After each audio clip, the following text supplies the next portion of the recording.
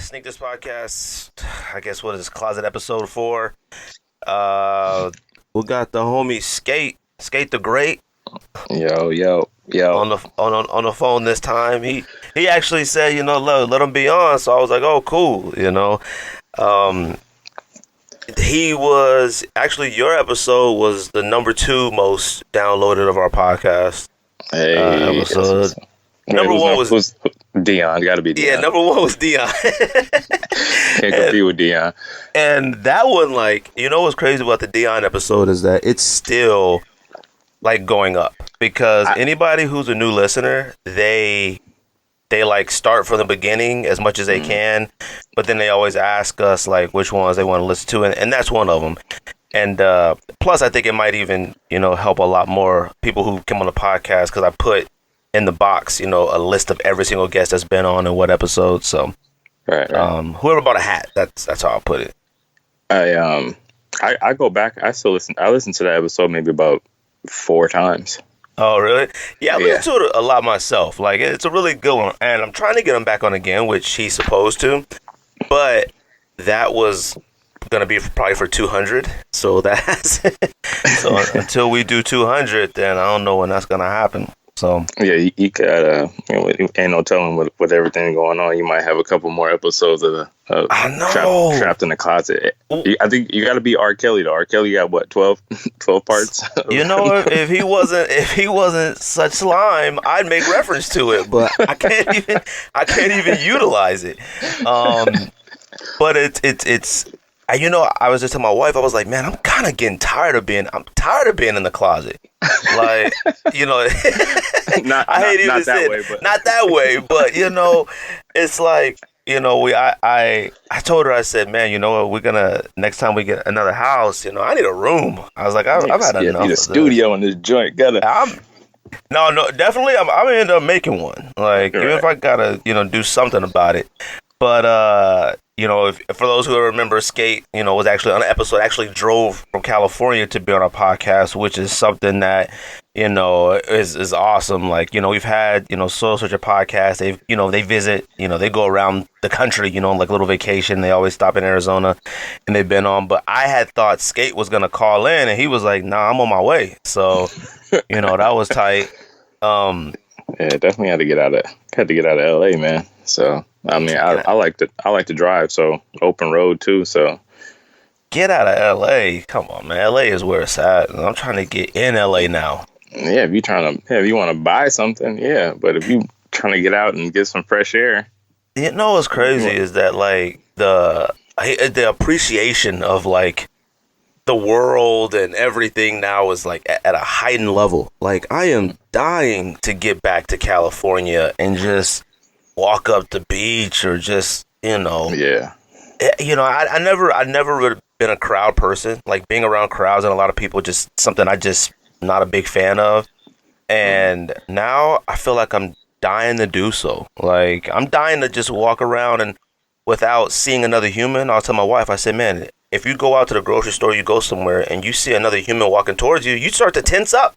Yeah. You could feel the tension. Oh shoot, hold your breath, Yeah. Tighten up your mask. Yeah, but and it was funny is that with Skate, you came on the podcast and people I'm talking, you might be, and I think I told you this last time, you might be one of the most mysterious sneaker personalities on social media. Everybody's always asking us yo, what does he do? Where does he get all these? Especially lately, you've been posting a lot of these dunks. I had never seen those Vegas dunks before. The Vegas Code, the suede ones? Never ever seen those before. Oh yeah, I love that. It's a beautiful shoe. Them joints are fire. You just keep pulling them out. Yeah, I'm just trying to sell some stuff, man. But I mean, I know it's a weird situation that everybody's in, so everybody's not really out trying to spend money because they don't know, they don't know when the next dollar is coming in or where's it coming in from, but I mean, it's still a lot of people out there buying a lot of stuff. Yeah, I see you posted appreciating people who are still copping. So we'll talk about that a little bit though. So just to keep the show the same format, have you copped anything? Actually, you know what? Everybody subscribe, all that stuff, and I appreciate everybody who was able to get a hat. I had, a few people already, literally, like, my DMs are full of people either angry or, asking if they could get a hat. And I know I messed up. Like, I'm not, and you've listened to the show.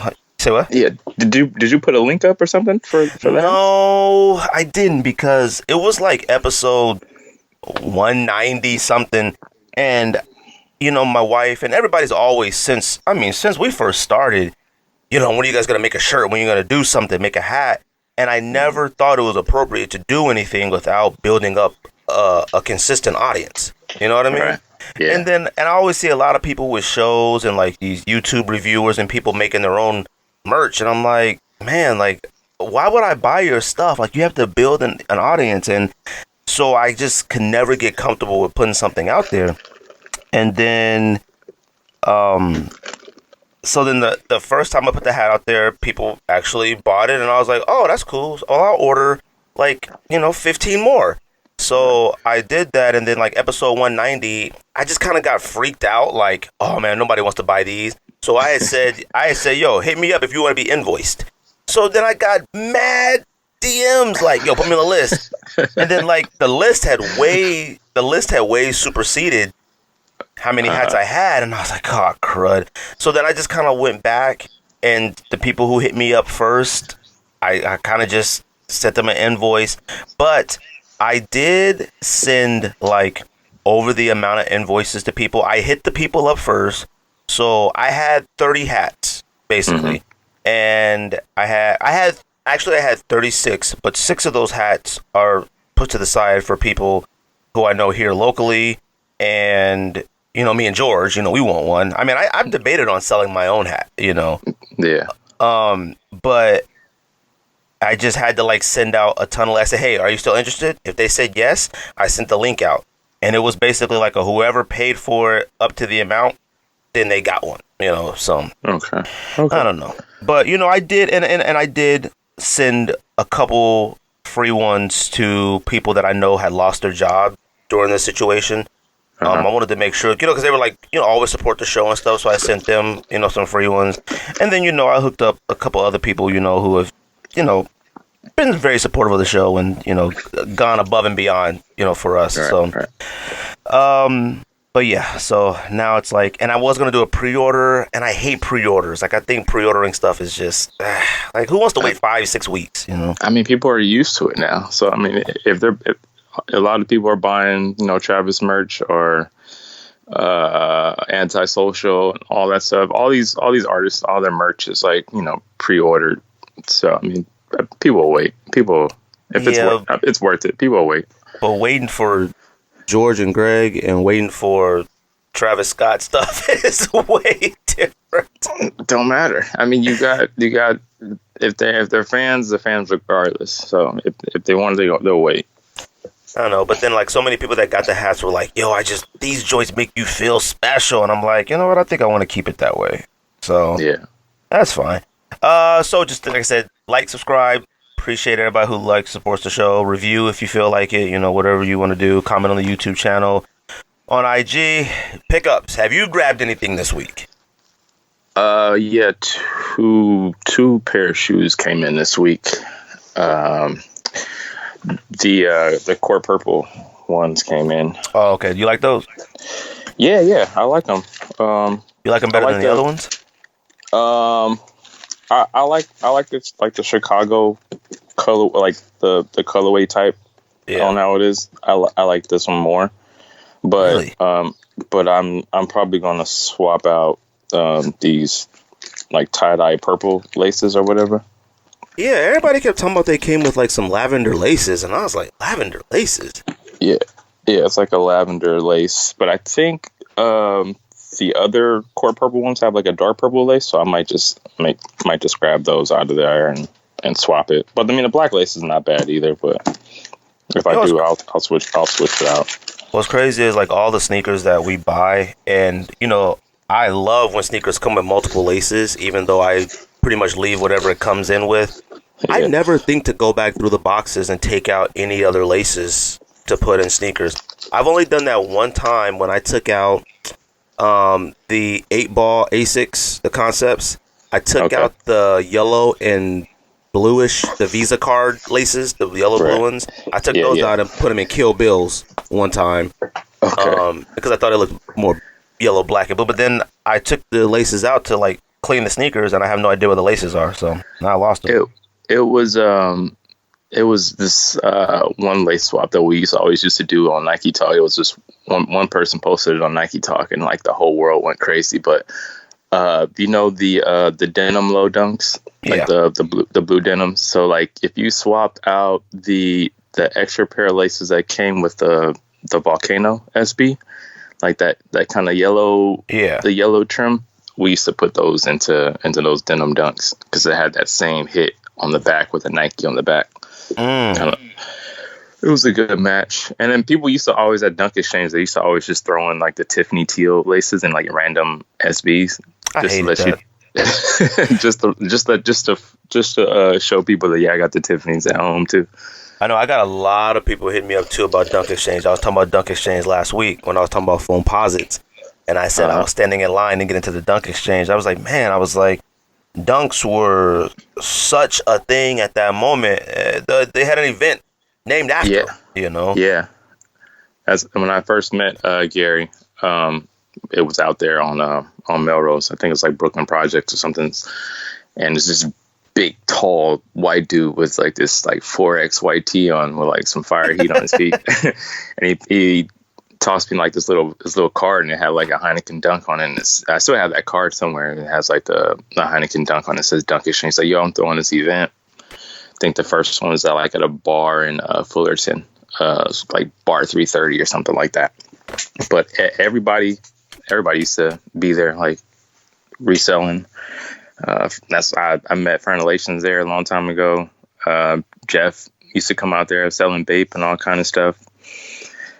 So I mean, a lot of LA people, they've been around for a long time. It was crazy. I'm sure it's just because of the times. I remember at Dunk Exchange, I felt like things were more, I mean, I guess the word is affordable, but I think back to like things like that events like that where, and that event is where I had very first met Big Shawn when he was singing about vape and rapping about vape, nothing like that. And I remember, I think back at a lot of the dunks and sneakers that I passed up on back then, because back then I thought it was a lot of money. And I remember somebody had the Blue Lobsters and they had the entire case, the styrofoam, you know, all that. And I think he wanted like $320. Like, it wasn't even ridiculous. It was, now they weren't beat, but he had definitely worn them. But I remember we was like, oh, he tripping. Like, you know, and it's like, dang, like, even just for the case, you know, I think I should have bought it back then. But back then, I think we were looking for stupid stuff like, actually, you know, I can't even think of what we were looking for back then. I remember like maybe the highest price, maybe like 700, depending on the shoe. But it was like, back then it was like Supreme cement SBs or the highs. But like, other than that, it was like, you know, DMP packs, countdown packs, or you know, like other just little random GR type stuff. But like back then, everybody who had like a booth or a section or something, like it was their own collection. It wasn't, a lot of these sneaker events now, it's just, you know, everybody has they have a storefront somewhere. So that's a good point. So it's like everybody has consignment product out there at the booth. So every time you go past a booth, you just see like, okay, there's 45 pairs of shattered backboards, and there's you know, full size runs of Travis Scott's and all that. So it's like, it's not like how it used to be. It used to just be like a personal collection of stuff. Well, that's a really good point, because we talked about like going to SneakerCon and stuff like that nowadays, and there's nothing different. Like, the only thing is that you now have to just try to find the table that might work with you or have the best price. But especially with Yeezys and stuff like that, every single table is covered in Yeezys. Every single table now is covered in Off-White, covered in Travis Scott's. Like, they're bringing out those big things out there. And back, like you're saying, back with the Dunk Exchange and, you know, earlier events, you know, before SneakerCon, it was with what you had. So like, if I only had a size 9.5, you know, Red Lobster. That's all I had to offer, you know, right there. I didn't have 4 pairs of Red Lobsters, you know. Yeah. And I also, and go ahead. No, I mean, that was the fun part. Like, I walked to this booth and he had my size, and that shoe, it was sitting right there in the back, just like waiting. Like, it was funny because, like, back then, it would be people that had, like, a little bit of sign or a little sticker or something that would say, you know, all of mine are size 9 through 10. So I knew where I had to kick it.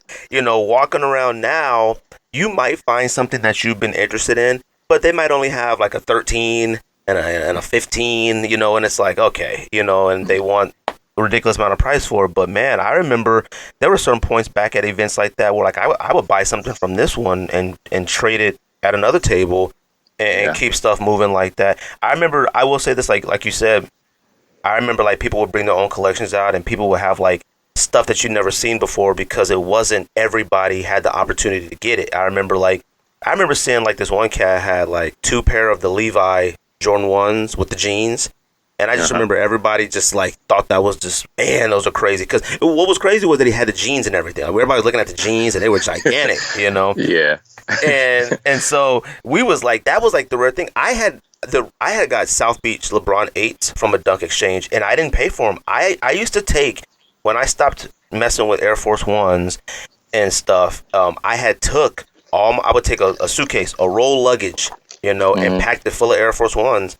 And he gave me South Beach 8s for, like, I think I gave him 16 pairs of Air Force 1s and, like, a couple Bo Jackson trainers. Yeah, because I couldn't sell them. Like, Air Force 1s had, like, hit this crazy peak, and then they started falling off a bit, and I couldn't really sell them. And I also didn't have the boxes. Like, having the box, you know, it was like certain people that used to keep the box at these events. Some did, some didn't.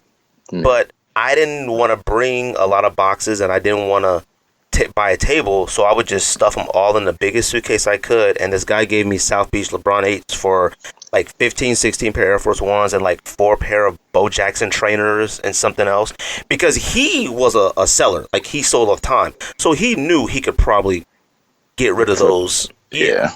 So, but that was how I got South Beach 8s. But man, like, you saying that about you bringing your own collection, man, that's so true. Like, that's what made those events better to me, you know? What else did you get? You said you got something else this week. I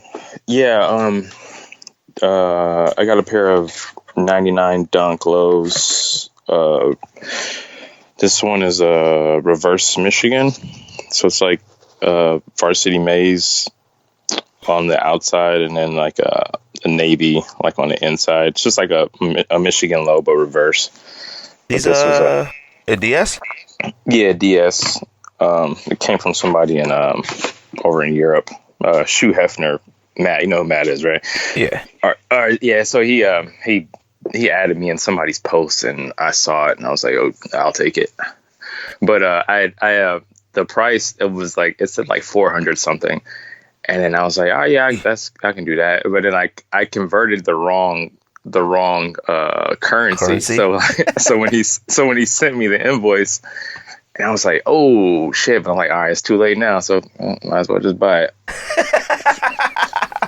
Can't back out now. You know what, I will tell you this, it's like, you know, people would jump the gun, you know, on a lot of stuff like that before doing things, and then you just gotta bite the bullet, which, you know what, I appreciate when people made that mistake and they just bought it. I've done it before, where it was like, I had like looked at the post completely wrong and thought it said $2.99, but then looked at it and it was like a decimal moved, and I was like, and I didn't want to be that guy. I didn't want to be that guy to be like, oh, you know what, fam, something came up, you know. Yeah, because I talk about that type of people all the time. So it's all the time. I can't do it. So like I just went ahead and bought it, and it actually still came out cheaper than what I've seen. This pair go for. Oh, you know what's funny too is because when I see you post, you know, stuff for sale, there was nothing worse. You know, this is talking about back in the day, and this is still to this day. But I look at like some of the comments on like the stuff you post, and you know, nothing against them. You know, it's social media, but it's like when you would post something. I used to hate when I would post like a pair of sneakers, 9.5 in this group, 9.5, 170. You would get a ton of comments like Fam, if it was only a size 10. All right. Oh, yeah. Hey, come on, man. All right. It's not. Yo, oh my God, I might cop. And then, yo, DM me. And I'm like, all right, man. Like, they used to like they stopped it. I don't see it too much now, but like they used to like tag your friend like, yo, should I cop these? Like, should I cop them? Like, why do you need your friend's approval for a shoe that you're gonna wear? Like, what is your? I never got that. But yeah, I get that a lot too. It's just like, damn, you don't have a size smaller, you ain't got a size bigger. Right now, it's like all the guys who wear anything above 10.5 are just like upset at me right now because like I don't have anything above that size. So it's like yo, man, like where the 11s at? Where the 12s? tired of you baby feet people. What's crazy is that like it's such a weird gauge on like even clothing sizes and sneaker sizes. Like as like time goes by, it was so many different sizes that were so much more popular back in those days. Like a size 12, like 11 through 13, those were hard. Like those were like, good God. And I always tell this story about every time. Now this is being in Arizona. California is obviously way different. Me and George have had to drive to Montalban Nike and Nike LA to cop stuff before. But our Nike out here would get 2 size 13s, and there would always be the 2 same guys that would buy the 13s, and they would buy both of them because they knew they weren't going to come across it again. So like literally, if we were camped out or in line or there, if one guy saw the other guy, he would just leave because he knew that was that. Like he knew he wasn't going to get it. So that always sucked. But even with clothing, I feel like a lot of bigger size clothing stuff is selling now. Like large, extra large, double X. Yeah. There are certain sites I'll go to just to see like the shirt, just to see what's available. And like the double XLs and XLs are gone, Yeah.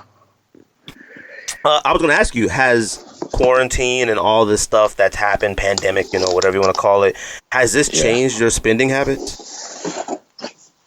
No. Okay. No, it hasn't. I mean, I haven't really I've actually saved money since a lot of stuff's been shut down out here because a lot of stores are not open. So I mean, usually on the weekends I try to go out and hit up like Melrose or Fairfax and go say what's up to all the homies, and I'll usually stop in the stores there, Supreme or Flight, all those stores over there, and round 2 just stop in, see what I see. If I see something, and I might pick it up. But now with everything closed, it's just like, all right, well, now I'm just resorting to online sales. And, there's a lot of people on IG who sell like a lot of good stuff. So, I mean, if anything, I've just been finding stuff online and through them. So I still find myself spending. I had asked Jay that in China, and, I felt like actually anybody I've asked, it seems like it's gotten worse for everybody, people spending more. And I think the only thing that I've kind of thought during this entire process is like how many pairs of DS sneakers I have. I would imagine you, in your personal collection, you have a lot of pair of DS stuff still? Yes. Okay. Now, I will say this, that like now that I'm home and I'm kind of looking at my stuff, I'm not dying to like wear anything, but now I'm like, why do I have this stuff DS for so long? Like I didn't go out a lot when we weren't on quarantine, but I did go out enough to where I shouldn't have so many pairs of DS sneakers. And I've also gotten out of the mindset, and we could talk about this a little bit later, but I've got out of the mindset of, and I said this, my goal for the year, there are certain sneakers that like if I won or copped or whatever that are going to be a lot of money to sell, I have a real hard time keeping them. But a lot of those sneakers now, I think I'm keeping them all. Like, yeah, all those ones where I was like, man, I'm just hold them and see if they go up a little bit, if they go down a bit in price. I think I'm just keeping them. Like I can't complain. Well, I don't do a lot of complaining about it, but you can't complain when you don't cop a lot, and then when you do cop, you get rid of it. Yeah. So the on some of the stuff that I still have that's Deadstock, but I just look at them like, damn, like time like really flies by, because some of the, like like the panda pigeons I have, they're still dead stock, and then like it's already been over like a year and a half since they've been out. And then my lobster, the last two lobsters are still dead stock. I haven't worn those. The other two diamonds that came out, the black and the white one, I haven't worn those yet. Only one I keep wearing is the yellow one. You know, it's really hard to put on the black or the white if you got a yellow. It is. It would be really hard to. And I might have to just put that yellow one up just so I don't. Once it's out of sight, then maybe I'll start wearing the black one or the white one.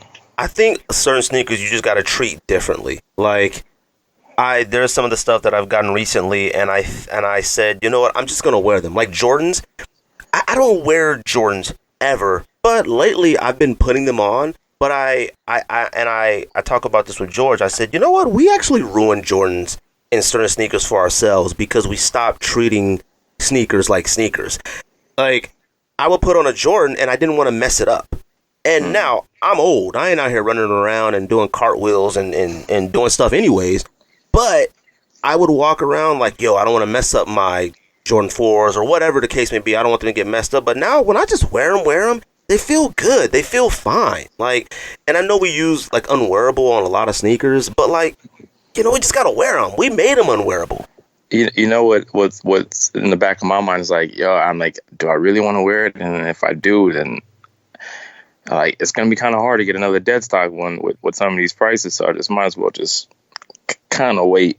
See, we gotta stop thinking that. You gotta stop thinking that too.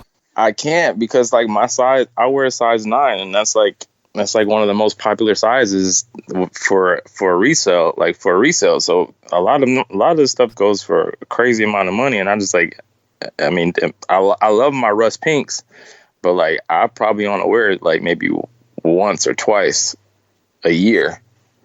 And see, that's where well, I mean, I guess like something like a rust pink, I guess you might have to treat that way.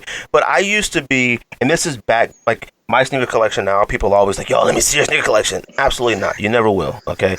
And people always be like, yo, I tell people all the time, I said, George has seen my stuff a little bit and a few friends, but I mean, if right now George came over and said, let me see your sneakers, I'd say no. Like, I wouldn't do it. Like, I just wouldn't.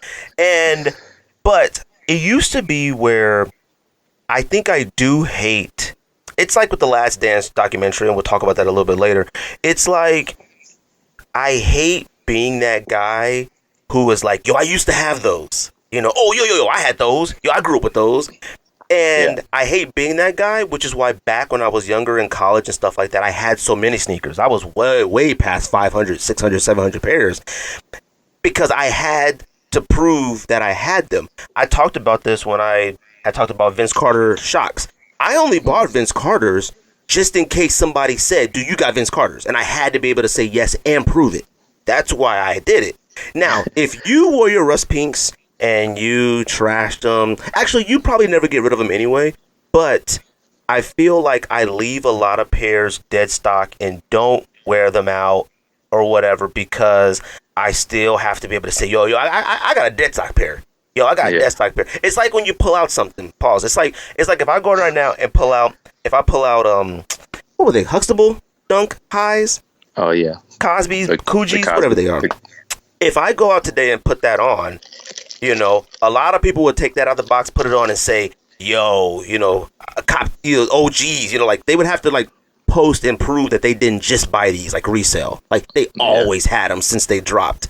And I do that. I've done that too. Like I won't get rid of pairs. I have the original Rodmans. Like I have original Rodmans. I have original Agassiz. I have the OG ones, and none of them are wearable whatsoever. And it's like, why do I have them? Because I don't show my stuff. I don't display them. You could be posting some of the stuff. I'm like, yo, where's Skate have this stuff at?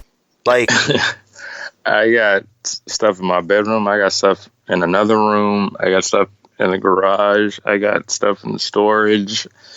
It's a mess like over here. But I mean, it's stuff all over the place.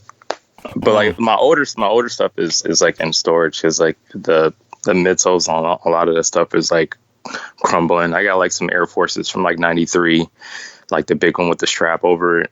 I have those. I have a couple pair of those.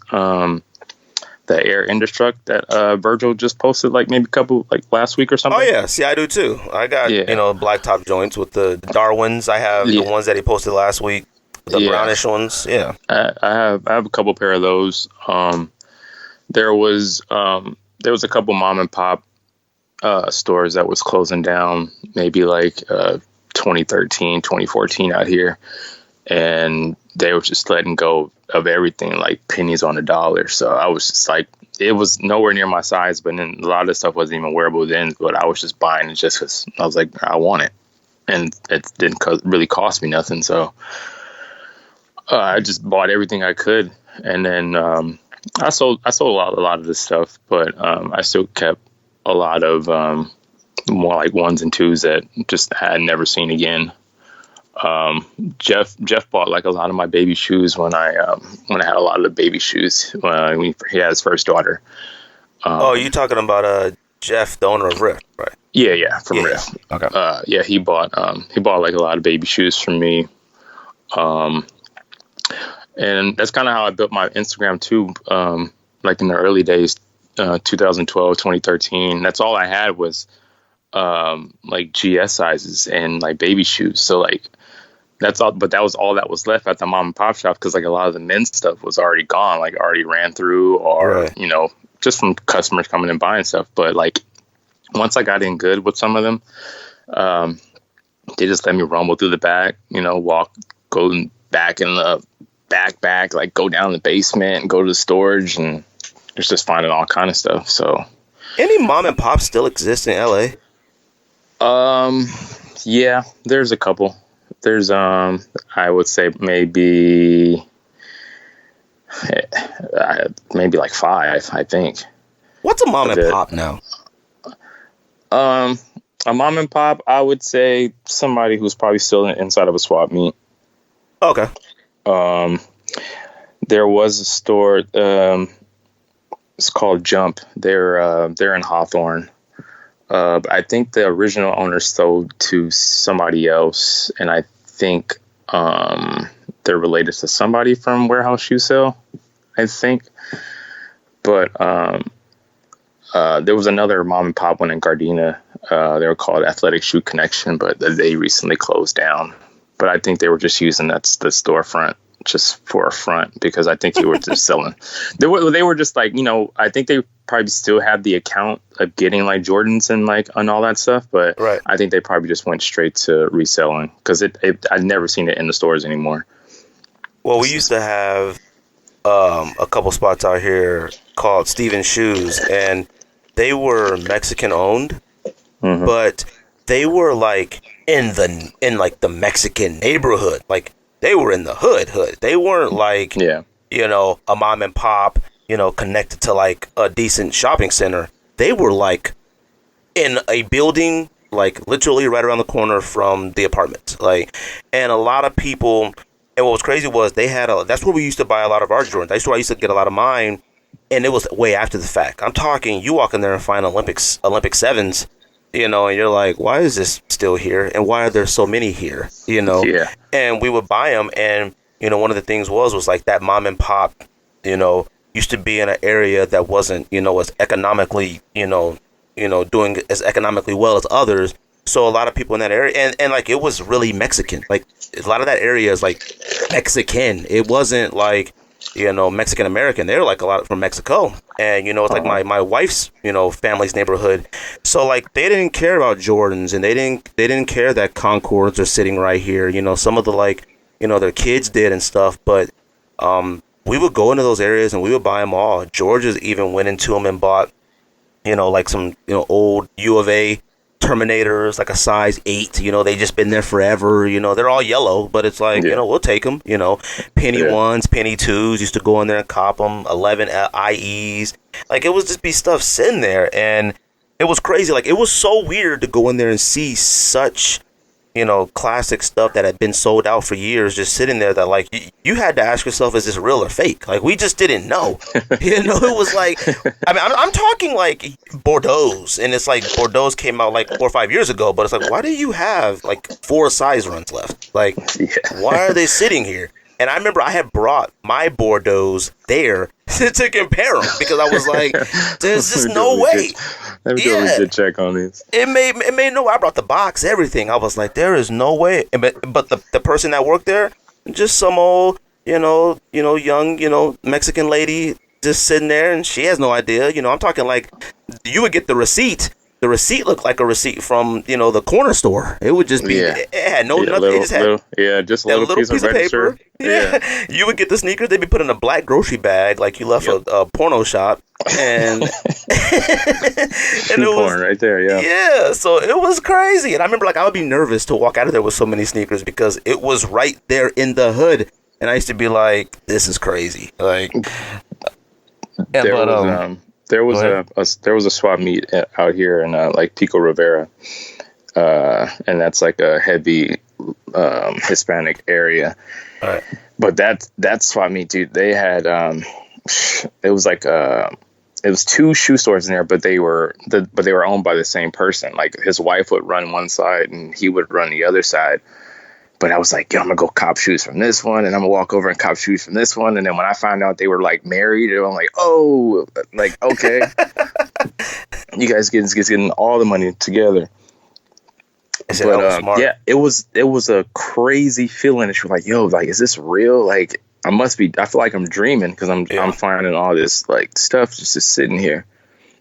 I remember like seeing like Jordan 2s, the original Jordan 2s, like, and this is probably.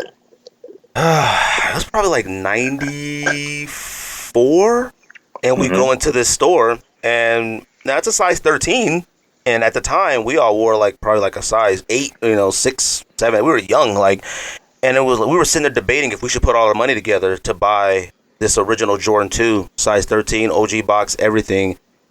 And we were like, should we just put all the money together and buy it? Because it was still like $89. It was on sale. It was like cheap, Yeah. But I remember stuff like that. I remember our friend Eric Mosley. He was, from that young. We were in 7th grade, 8th grade. He was already like 6'1". Like, he was just monstrous big. He wore a size 17 by the time we got to high school. So he was the only person that could actually wear them. And I remember we thought, like, maybe we should put all our money together and let Eric wear them. But they were also Jordan 2s, which Jordan 2s were like, ew. Back then, Yeah. But what else was I going to talk about? Oh, hold on. Let me finish this last pickup. Another one. Because a box came in yesterday and I didn't open it. Oh, you must be talking about that limited edition rare snapback. Man, it must be. I got like I got a laminated card in here. What is Is this what do you call this? Proof of purchase right here. That's a certificate of authenticity. Yeah, there we go. That's the big word I was looking for. What's funny is like, I wanted to make them, a little bit more special as I possibly could. And, a lot of times we buy sneakers. Like, I'll tell you this, with Concepts is one of those, and this is what a lot of like collaborations, but like a lot of people put together like special boxes and things like that. I think Concepts has always done it the best. But sometimes they would make you feel special without really feeling special. Sometimes you would get something like a special box, and it would just be just a big giant box. Like, it just wouldn't be nothing else really with it. But, I wanted to try to make it a little special, and it's overall, it's still a snapback. But for all the people who are listening to this right now, I just opened up this box. This hat is crazy. Yo, you guys killed this. You killed this. Oh, this is crazy. Well, I did what I could. The extra little tags on it, the sticker. No, you killed this, bro. Well, the tags, I was like, and I talked about it in the video I made yesterday. It was like, I used to love that back in like the 80s, 90s when you won the championship and they used to take the hats out immediately and put them on their heads. you know, when they would celebrate on the court and they had the tags hanging. I thought that was the best. And I also talked about... as soon as they won a championship, just throw it right on. As soon as it was on, throw their T-shirt right over their jersey and stuff like that. And I was also said in the video how people don't remember that, like, hats, you know, snapbacks, that was it. You know, fitteds weren't around yet, you know. I remember even just leaving the tags on the hats too. Yeah, and I remember, like, my dad used to own, like, Kmart buildings, and the hats would have a little hook, like a little plastic hook on top of it, and they would hang. They used to hang the hats. They didn't, like, sit them on a shelf, you know, various ones. They would just hang on a thing, and you would grab it and, you know, run with it. So, but you know, I'm glad you got it. I'm glad I appreciate it. And, you know, like I said, you're one of those people that, like, you know, like I said, man, you drove from California just to be on our podcast, you know, and, you know, we're doing our best to, you know, be as good as we possibly can. But, you know, that was something that, like, I was like, man, like, somebody who, you know, likes the show enough to, like, hop in their car and drive 6 hours just to sit with me and George is crazy. and I very much appreciate it.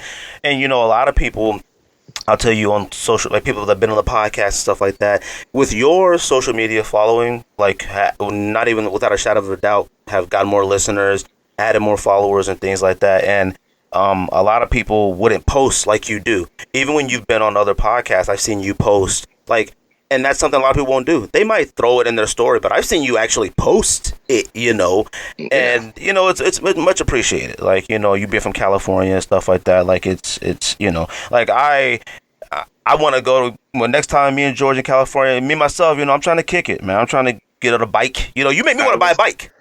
Yeah. It was one of the episodes you guys were talking about coming down to LA, but this was, like, you know, a while back. But yeah, I was definitely gonna hit you guys up if whenever you guys happen to come down. Like, I'm trying to go get some beer. I'm trying to get on a bike. I'm trying to do all that. I was gonna come down before all this Corona stuff, because there was gonna be a SneakerCon in Arizona last month or month before that. Yep. Yeah, so it would have been perfect. You know, I don't know what your recording hours would have been, but, like, that would have been cool, and maybe would have been Dodgers playing Arizona or something that I could have caught at the same time too. Well, yeah, because we were coming out there, me, George, and Ryan. We were going to come out there for Dodgers Indians. We had already planned it all out. Like, we were getting ready to come, and it didn't happen. So, and, like, I really, like, the next time I go to, like, California somewhere, I had this plan to, like, you know, I want to have, like, 6 microphones and get anybody who wants to sit in a room and talk, you know. And record that. Like, you know, it's amazing to get to know people. And, you know, like I said, your episode is one of the most popular episodes, and, you know, it's good for even, like, your following on social media and people that know you personally, you know, if they even listen to it. You know, sometimes you hear stuff that you didn't remember, that you don't forget. You know, I seen, like, Shawn Witherspoon that posted, like, when you had told the story about was it the Jordan 1s at the Rose Bowl, or Yeah, he was like, yo, he remembered that story. Like, that's the stuff that means a lot to us. I love stories and hearing, like, just right now, us talking about the mom and pop shop. A lot of people don't get to hear stuff like that, you know? Yeah. I had a story about Dion too. The first time I met Dion. Wait a minute, you actually met Dion? Yeah, I actually met Dion. Oh, I didn't know that. So, you know, this is so we're gonna talk about. First of all, let me give everybody a heads up, which I wanted to say at the top of the show. Skate and I are doing top 10 mobster gangster movies, in parentheses, organized crime. All right, that's gonna be our top 10 list. All right, now I'm telling you this. This is a very hard list. It's too wide open. It's too much. Okay. It's not that hard, Skate. No, it's hard. It's hard. Because once you branch off, and what you said, what you added, I was like, damn, like, I gotta add this one. Like, damn, I gotta add that. Yeah, but see, it depends on how you look at it. There were some that I really thought at the moment when I thought about it, like, I viewed as organized crime, but then I didn't, because I didn't do any movies like gangs, like Blood, Crip movies. I didn't do anything like that. Okay, because I was on the border of adding Gangs of New York because that Martin Scorsese movie. Wait. I have Gangs of New York on mine. Wait, you said okay. Yeah, but like that was like Irish Mob was in it. It was. I mean, all right, it'll be one of my honorable mentions. Then I have an honorable mention too that probably people are gonna think I'm ridiculous, but I love that movie, and I'm not gonna say it now. I'll tell you this: you said the trilogy. If you got more than one Godfather in your list, I just add that as one. I'll just put that as one. I put the whole. Oh, you took the easy way out. Yeah, dude, it's too many. I mean, because really, only good one was like 1 and 2, but I mean, you gotta. I mean, 1 was good, but 2 was better. All right. To me. To you. You know what? 2 was better. I think 2 was only better because back then sequels, even now, sequels were really hard to master. Actually, you know what? Let me put it this way. Back then, I think sequels did a better job at putting together a good movie than they do nowadays. Like Ninja Turtles 1 was fire, but Ninja Turtles 2 with Vanilla Ice was unreal fire. All right. Yeah. Super Shredder was hard. Yeah, but Super Shredder was trash too. He turned into Super Shredder and then hit the dock, and the dock fell on top of him. And that was it. Like, he didn't even get to do any super shredding stuff. Like, I was like, oh, that's whack. But once you saw Super Shredder, it's like, yo, it's a Super Shredder. Like, this was like before you even knew about Super Saiyans and Dragon Ball. And that. I was like, yo, a Super Shredder. And then I had to get that toy. Like, when they everybody had a toy. Super Shredder toy, I was like, oh, I had to get that one. Bro, I used to get all the Ninja Turtle toys, the Super Shredder, Rat King, all them cats, and I would like twist their legs a certain way and just throw them in the air, and they do a bunch of backflips and land on the roof of the house. I get the ladder, climb back on the roof of the house. And I was like, that was my day. That would be my entire day, trying to make all them do backflips and then go and cup the house, kick them back off. That was the day. That was classic. But yeah, my list, I won't say my list. There's a movie on here which I don't think you'll have. And a lot of people haven't seen it. I made all my girlfriends watch it at the time. And, which my wife is probably going to get mad that I said that. But it was just one of the best movies ever. I think I made my wife watch it when she was my girlfriend at the time, too. So, I don't know. Love this movie. I'm not going to say it yet. But it's in my top 5. And I will say this. If you don't have 1, 2, you better have 2 of my top 5 in your top 5. Or your list is trash. Yeah, my list might be borderline trash. It might be. But we better have the same number 1, though. No. Well, it depends. It depends. Because I know what you're talking about, and I do feel that way, but I think I enjoyed another movie a lot more. Not to say that it was better, but I just enjoyed it a lot more because it showed a different element than the movie I think you're talking about. Okay. It's amazing, like Ray Liotta. Ray Liotta is weird now, but back then, man, he was the man. Huh? Ray Liotta, and what's the other guy that was like on he's like a crazy person now, but he was, what's his name in Rookie of the Year, where the kid was throwing the baseball fast, the heater. He's a weird person now. He's like rawr, rawr. I'm bad. I'm bad with real names. I can't think of his real name. I want to say Dolph Lundgren, but that's not him. Shoot, what's his name? I think he was in a few. He was in like Under Siege with Steven Seagal. Let me see real quick. I'm about to look it up real quick. Under Siege. I don't remember like Tommy Lee Jones. Oh, you're right. Tommy Lee Jones was in that one. Oh, Gary Busey. Gary Busey. Back in the day, he was kind of, like always played a bad guy role. He was like, rah! Like, now he's a weird person with like a really big eyeball, but I don't know. You have to say, all right, what comes out this week? I mean, the only thing that I could think of was, I think those Yeezy 700s and then the Fear of Gods came out this morning. Yeah.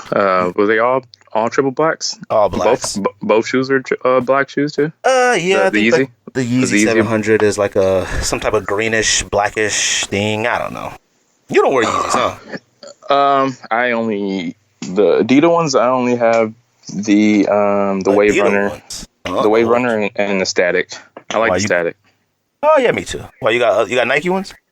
Yeah, I have the Yeezy ones. I have the Knit, the tan one, and the Zen Gray. I don't have the Blinks. Then let me ask you that then, since I had talked about it the other week. Do you want to see Nike Yeezys retro? Yes. You do? Yeah, because I mean, there's only the Yeezy one only has so much more life. Like it's only got like a couple more years left before. I mean, I'm pretty sure people are already out there soul swapping on those. Well, it's getting to that point.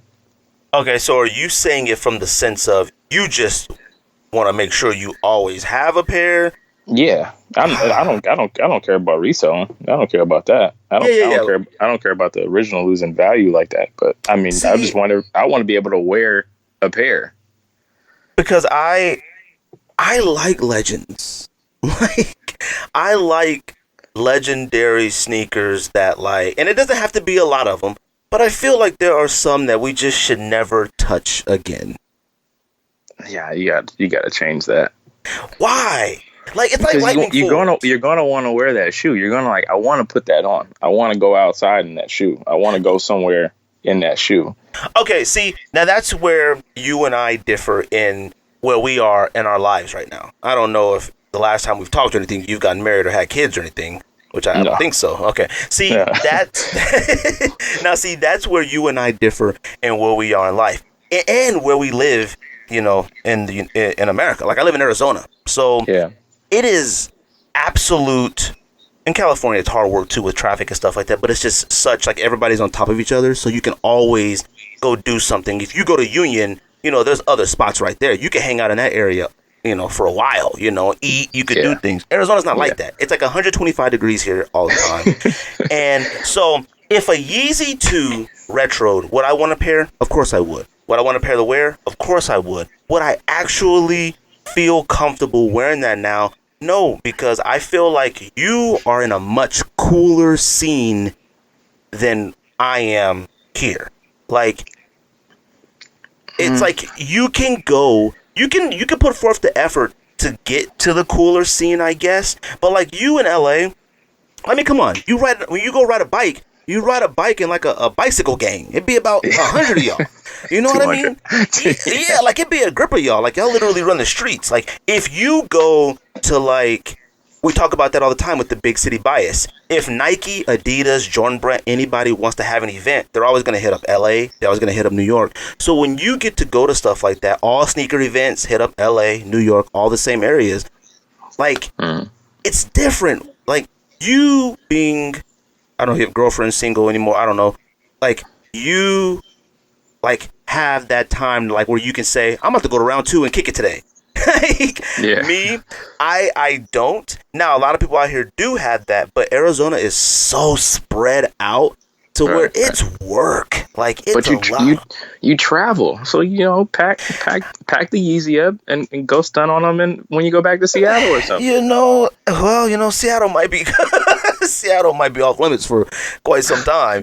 But I mean, yeah, I get it. But you know, it's like Jordan 4s. I love Jordan 4s. And I had never had black red Jordan 4s ever until they just recently released. I had never had all the other colorways. Never had those. And I have to make myself wear them because of what they are. They're so classic. They're so important. They're so retro. I would have to make myself wear a Yeezy. Like, I would. Like, I just undressed some cool grays last week to watch the Last Dance. See, I wore Bread Ones, which I feel ridiculous doing that too, but you know. But see, that's why I always talked about bins. I said, why didn't the bin collection ever retro? Or it doesn't get the discussion to talk about. Or why did it stop? Why did they stop making them? Yeah, what was that? They did the 9s, the 5s, the 13s, 2s, and what else? That was the 7s, right? The 7, yes. What was the 7? Oh, they did do a 7. 2s, 5s, 7s, 7, 13. Yeah, 9s. Yeah, they only did like 6 of those. But yeah, they stopped that. They didn't. I don't know what it is about Nike and Jordan. With Jordan, they get something going and they just stop. They're just like with the whole the championship packs that they were doing, like with the champagne and cigars. Oh yeah. The two of the worst colorway sneakers of all time. The cigar colorway and the Those are awful. We all thought, you know what's crazy was we all thought the cigar was the better colorway. The champagne ended up being the better colorway, but it was still too much. That was a lot, yeah. Green, but after that seven set, then it was like, okay, then the next one had to be, it was supposed to be 11, but then they stopped it. Oh, that's right, because the 7 set was like a white 6 and a black 7. Yeah, I think so. Yeah, and that pack too, like 6, and Jordan 6s have the wackest colorways of all Jordans to me. Like, they just do. That white 6 with that black, the black 7 was far superior than that white 6. And then they came out with that cigar, with the champagne, them joints were whack. Alright, they were whack. And it's probably a good thing they didn't do the 11s because, they come up with an 11 every year now, for Black Friday or Christmas. So they probably just switched it to that. You still buy 11s? Yeah, I make sure I buy all the 11s that come out. I never wear them, but I buy at least one and just put it up. I have all of them except for I didn't do the Win Like 96 and that and what was the other one? The blue one, the Win Like the navy patent leather. Yeah, I didn't get those two, but I have the 97. The 7210s, the 45 Space Jams, the Concords, the Breads, the Legend. I got all those, but I just I haven't worn them. But it's kind of hard for me to wear like other Jordan models now. I feel like if I do wear it, I have to wear like it's got to be like a Michelin-esque basketball shorts type day, and then throw on those type Jordans. I will tell you this, that like I think that's where I'm not a shorts person. Like I just don't wear shorts like that all the time. But like lately, I've been like trying to figure out how to wear shorts. Like I've been buying like the right shorts. I think I bought a lot of the wrong shorts for a long time. Like there was like that. There was like that block in time where like everyone was buying cargos forever. Yeah. And then when you stopped buying the cargos, you kind of still bought. They were still kind of cargos. They just didn't have the pockets on them. You kind of did that for a while. Yeah. And then denim phases. Yeah. So it was like these weird phases. And now like lately, I've been buying a lot of the like higher above the knee shorts and like the nylon Nike ones, kind of that relax. I think I tried too hard with my shorts. Like I think I tried too hard and it was like, just those shorts on. Like a pair of sweat shorts, a pair of like Nike shorts, they're fire. And then I got out of the hoop shorts. Like my Mitchell and Ness collection is insane. Like I actually had those in storage. Like it was so out of control. Yeah. And then I stopped buying the shorts and stuff because it got really expensive. But now the shorts are cheap, man. You could find a pair of Mitchell & Ness shorts for like super low now, like in places. And I need to get back to that. Like I think that's how I can bring back wearing my Jordans and stuff like that, is wearing them with shorts. Like that'd be the only way for me to wear like those older models, and even for foam posits. I don't own any foam posits anymore. But if I did, it would not own any foam. Why? I view with like what you're telling me, like how much sneakers you have and what you do buy. I feel like somebody like you should have a foam posit. They were in my collection for a while, but once Gentry took over for Nike Sportswear on that side, I was like, yeah, it's time to let them go. I think. But what about keeping them? Once those Weatherman started hitting, and then like those thermals, and I was like, I gotta I'm getting rid of all these. So I took everything to Jeff. I took everything to Riff. Every single foam, because they were all the good ones were going for a decent amount of money at the time. So I was like, I'll just like go all this. And see, I had a lot more than I do now, but there's only specific ones I keep: Coppers, Royal, Stealths, Eggplants, Pewters. Like I'll keep those classic ones, and I do want foams to come back. Like I like foams. Like it's a retro. Like they had a phase, but I feel like we mistreated them, and I feel like it's something that needs to come back just for sneaker culture. Like they need a place in it. They always have a place forever. To me, foam posits are a top 5 sneaker of all time, just for what it is. Yeah, but I had a good maybe good 20 pair. I think I had both. I had both of the Supreme ones. I had all the OG colorways, the champagnes, the Royals, the the metallic reds, all the ones you were talking about last episode. Right. I had the pine greens, the gym green, Ooh, pine greens are fire. Gym greens too. Electric blues, fire. Pros. Yeah. But and see, like that's another thing too, with like foams and Yeezys and stuff like that. I can't chase my toddler around wearing Yeezys. Like it's just not a thing. Like I gotta throw on. Like I just recently started wearing like my Sakai's and stuff like that. Those are fine. Yeah. They're casual. I could wear those. But yeah. So, you wear Fear of Gods? I don't have the Fear of God one. I don't have that one. Oh, okay. What do you got? Rate? I have the no. I have the Air. Was the Skyline? The Skyline? Oh, the Skylines? Yeah, I have that. Yeah. I have the black and bone one of that one. Oh, okay. You don't like the ones? I like the yellow one. The yellow one's pretty cool. Yeah, I like the yellow one. It's alright. I think the OG color's best. With that one, I just feel like you need a whole Jerry Lorenzo outfit to go. Like he pulls it off like really good, like wearing his own stuff. So I would need the whole pants that he has, the long shirt. It has to be like a Jerry. I can't. I mean, first of all, you do have that stuff. I got some of it. Like I have his cheaper line. I can't do the $400 pants and all that. I'll do his pack line, his pack sun line. I'll do those. But. Yeah, but see, like with Jerry, and that's what like celebrities like. Once you reach a certain level of celebrity and fame or whatever, you can kind of do whatever you want. In reality, Jerry Lorenzo dresses trash, but it's fire. Like, I mean, he's like a super duper cool modern PE teacher. Like, it's for some reason, it is like, he's essentially wearing sweats and like tearaway pants and stuff. All the time in baggy hoodies. It's just something about how it hangs and looks, a few rings on his finger, a few little accessories. Like, it makes it look fire. It's essentially just a sweatsuit. Like, that's something that we would throw on to lay around the house, Yeah, it's like super chill. Right. And that's even like with Kanye. Like, I used to always, and with some of Jerry's stuff too, I like it, but I always hated when people didn't design for the masses. Like, and I don't mean necessarily like specifically for us, but I always felt like Kanye designed for what he likes to wear. And then he would we would have to accommodate to it. We would have to like, the want it or you don't want it. If you want a size small sweatshirt, isn't really a size small. A size small sweatshirt is essentially what used to be a XL, So even when I buy clothes, I hate, and that's with online shopping. I hate when I buy online now.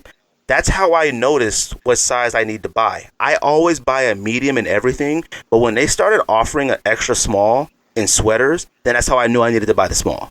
Because if you're selling an extra small and a crew neck, that means that these are way bigger. These are oversized than that. Yeah. So then I was like, a small must fit like a medium, and an extra small must fit like a small. So yeah. So I want to talk to you about your contribution with the Shawn Witherspoon. Okay. Now, and this I want to tell everybody about this first, which I wasn't mad, but I was like, man, what is going on? So after Skate had came to the podcast last time, me and him, I went and got a beer at this spot down the street, and he had said, y'all, man, I wanted to talk about, the Shawn Witherspoon, and and I was like, wait a minute, huh? I had no idea you had contributed to that in any way. And I was like, oh my God, he was here and we didn't even talk about it. And then I went to George. I said, George, did you know Skate has something to do with that as well? And he said, yeah. I said, man, why didn't you say something? He said, I thought Skate was going to bring it up. I was like, man, I should punch you right in your eye. Like, I mean, we're talking about during that period of time, and we're talking about a sneaker in which you can argue is a top 20 all time, possibly already. Like, I definitely feel like that. Like, I mean, I do, and it's one of those moments where Is that, I would say that sneaker might be one of the most polarizing sneakers of all time. It had like its good and its bad and its highs and lows.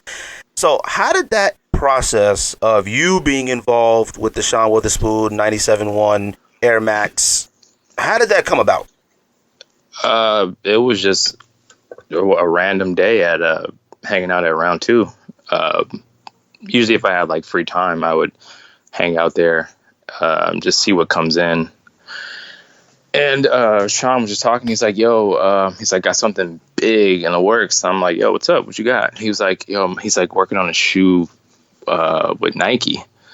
So he was like, he's like, "But I can bring in as many people as I want to help me do it." So I'm like, "All right, cool." So he's like, "Yeah." So I reached out to a couple of people. He didn't tell me who he reached out to at first, but he's like, "Yeah, I'm just having everybody meet up here at the gallery." He used to have a gallery like a couple doors down from the Round Two store, and that's kind of where he kept all like the really, really good stuff at the time.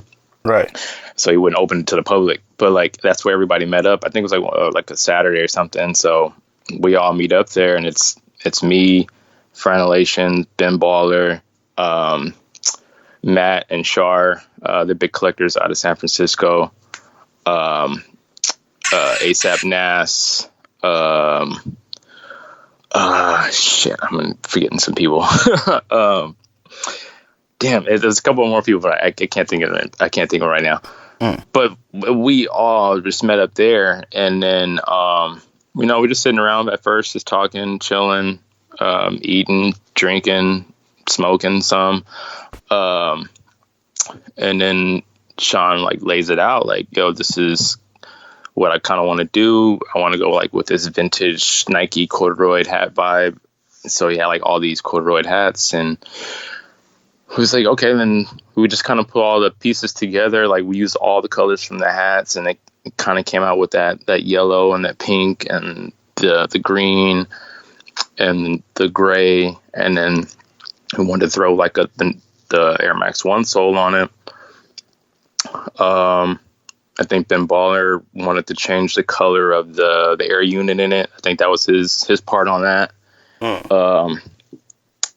My part didn't get added to the shoe because it would have been too expensive. But he wanted to do a denim heel tab, like where you on the back of the heel, like where the loop part is, where he put the LA to VA.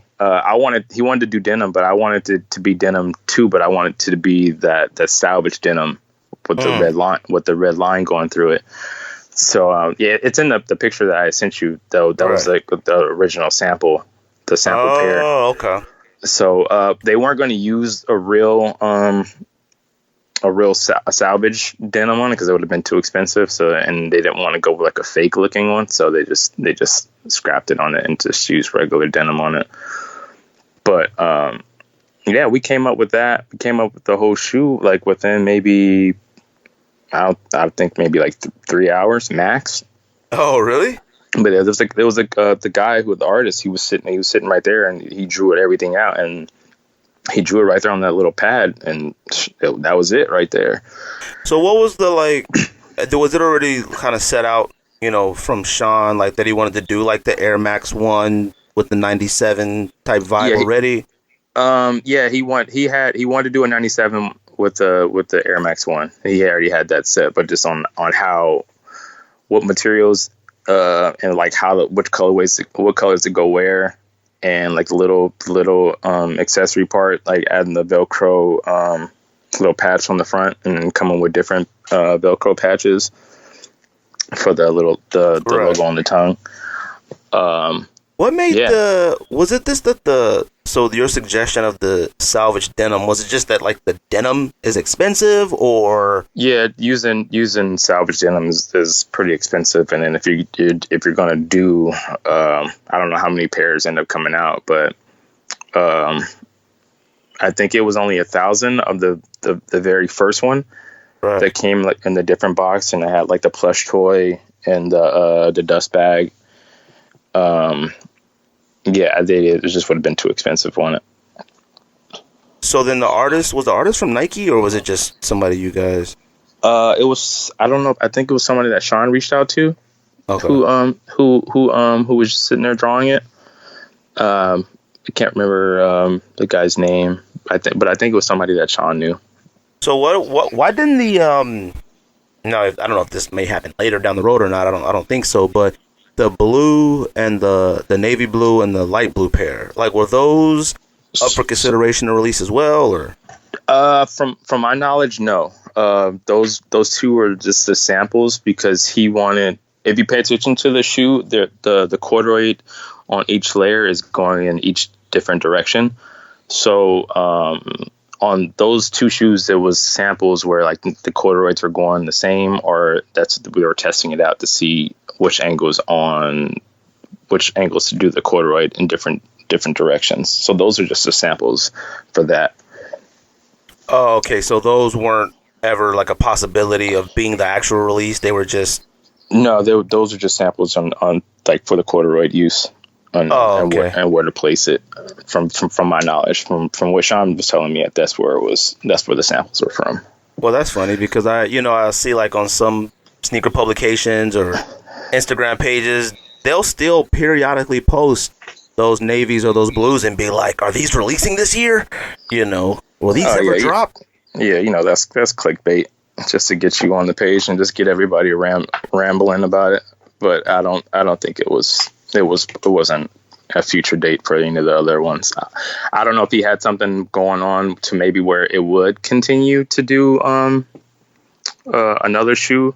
Right. I mean, but for the most part, Shawn he just won a contest, and that was it. I don't know if he had like a contract to where it was going to be more.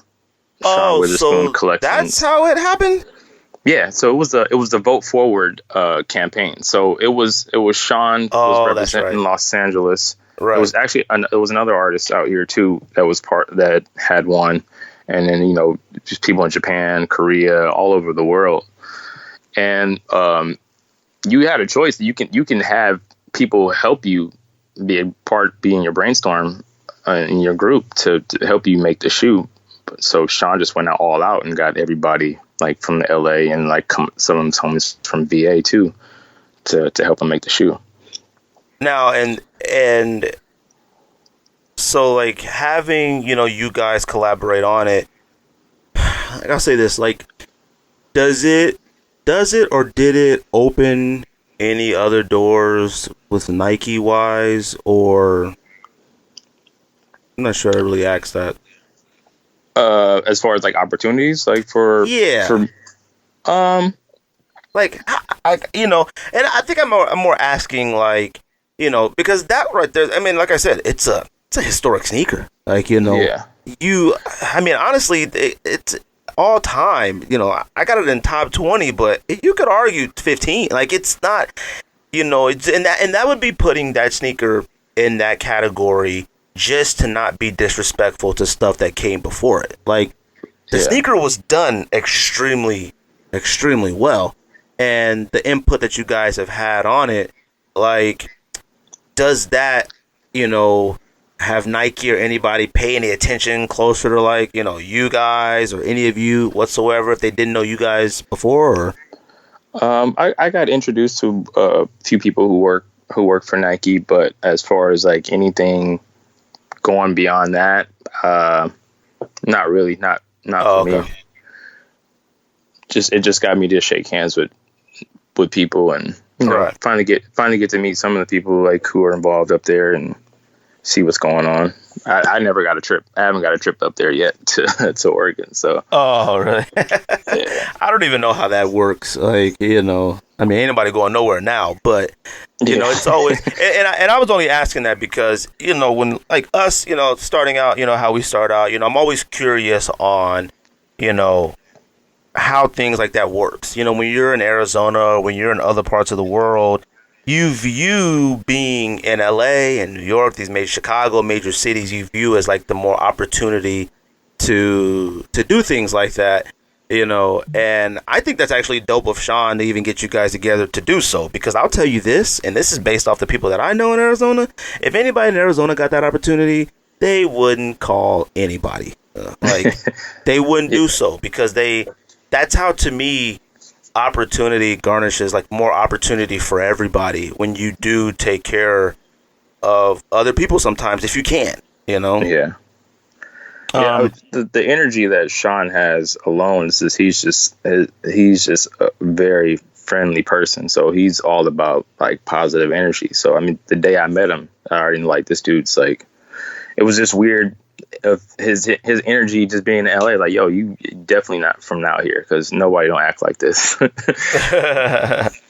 Yeah, I have never really seen him do a lot of talking on a few things. You know, I've seen a couple things he's been on, and I've always wanted to talk to him, you know, just converse, you know, talk about, you know, round two and stuff like that. But he did I think it was an IG Live or something recently. I can't remember who he was talking to. And you know, I don't know, he seemed very earthy, you know. You know, I think his legs were crossed. I think it was like a Native American blanket in the background. Like, he seemed really... Yeah, he's very at peace. Oh, yeah. Yeah, that's how I'll put it, you know. Well, that's something that a lot of people weren't aware of. I had never known. I thought it was just... and hearing that you guys did that in a few hours, you know, that kind of puts perspective on a lot of things, you know. Like, from that point, that's that point of when you guys started talking about it and, like, building it, how much longer did it take for the shoe to come out? So I think that sit down that we did that day, that was like in February of, what's that, 2017? But it was that February, and I think we saw, I think the first like full sample was in Shawn's hand by like, I want to say like October. Oh, wow. So it did take a little bit of time. Yeah. Yeah, I think it was like October, and then it was like October, and then I think we had got our first pair either November. I think it was like in November. Yeah. Oh, so that following October then. Yeah. Oh, okay. So with the first pair that everybody who worked on it, we should all have, I think, like, mainly two pair. Like, the first pair that we had, it came like in a regular Nike box with the tag on it, just like a regular red Nike box. Right. And then the second one, we got like the full dust bag. We have like a gym duffel bag too, with our names on it. And then I got a third pair because I won the on the sneaker app. Like, it you know, like later on down the line, they were like, all of a sudden, like, you had access to it. Right. I ended up getting another pair. I remember you posted that. I was like, okay, look at this. But see that the first weekend that he got like 150 pairs, and that whole weekend he broke it up into 3 days. Friday he was riding around in the VW van, and I think he met up like at a vegan spot. I think it was like a donut shop or something. And then like the first 50 pair that day, I think he gave them all out for free. They were free. He gave away 150 pairs that first weekend for free. Holy cow. And the second day, it was like behind the shop. And then the third day, I think the third day was like at Santa Monica Pier. Wow. So people had like 3 days of just like 150 shoes each day. Free shoes. I don't think he didn't charge anybody for shoes that weekend. That very first weekend, that was only 150 pair that were out there on the streets. I see, that's another one of those stories. Never heard, never known that. Like, and that to me, like, I feel like, you know, sneakerheads are just naturally, you know, complainers. Like, I mean, listening to, you know, you talk about your sneaker collection and me and my collection, and, you know, sneakerheads just in general, you know, I mean, we're addicted to sneakers. It's safe to say that, you know. Some people might think it jumped out the window, but no, we're addicted to sneakers. We're not stopping, like, you know, and we could try our best to, but it just doesn't happen. We can always say we're going to stop, but we never do. Right, we never do. And, you know, sneakerheads are notorious for doing a lot of complaining when things don't go their way. Even with that release, like I said, it's so polarizing with, how they released in Virginia, and I think it was like the crowds are too out of control, and then the whole process of voting for it on the Nike app, which we've talked about it before. You know, it makes you feel a certain way when like you go out and vote, you know, and I want this, and then it wins, and then you can't get, and then it's like, what the heck, like, you know what I mean? I know what you mean. Yeah. So like it's like that whole thing, but it's like we don't hear about him going out. You know, I would love for Nike or whomever, or even maybe he did. I don't know. Like I can't remember back then, but like I don't remember anybody putting that out there about giving out the free pairs, going to 3 spots and giving out a few pairs. Even that if they weren't free, even if he just went out and gave some people the opportunity to do so, to buy or whatever. I mean, it's a good story to make it, you know, to show that, you know, it was real effort put into this to try to get, you know, pairs into people's hands, you know, that we could. But the whole thing with like people who were able to get pairs, you know, it's one of those sneakers that it sucks that like it's so special, it's really hard to keep it. Like, I'll admit, I had a pair, but I bought a pair for resale price. I paid like $4.99, and then I sold it for like $7, you know. And it sucks because now that I'm in that mindset, like I was in that mindset back in the day that, oh, I keep everything. Like I have to. Like I don't want to be that guy to say, oh, I used to have that. Oh, and I had that. Oh, I had that. I hate being that guy. I do. And it's like, oh, I'll prove it. I'll show you. I copped it. I'll show you. Like that's all I got now. You know what I mean? Yeah. And all you like, got is a picture. Yeah. Yeah, and it's like, why didn't I keep that? And especially that, like, I know somebody now who actually contributed to it. It's like, dang, that sucks, you know? And even with, like, my Travis Scotts I have, watching, like, the documentary on Netflix and, like, the, you know, stuff like that, I was like, man, this is cool. Like, why would I sell these, man? Like, that's tight. You know what I mean? Like, that's tight. And hearing that, like, it's like, dang, man, I wish I didn't. And, you know, I'm not spending $1,000 now for them. Yeah, you know? it's gone even higher. Like once news broke that like it wasn't like another Nike Shawn shoe coming, and like price just went up even more after that. So you got one of the pairs. I always thought that bag. I thought you just did that. The SK8THEGR8 on it. Oh no, he did a bag for each brainstormer. Oh, that's tight. The van. What was the van all about? Was that something that he had did, or did Nike kind of add that promotion? It was I don't know who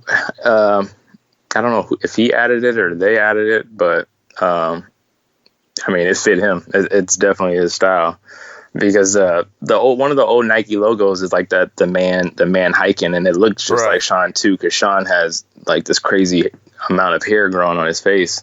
He looks just like the OG Nike hiking like logo. The hiking man, like the ACG man. Yeah, he looks just like him. So it was a perfect match for that.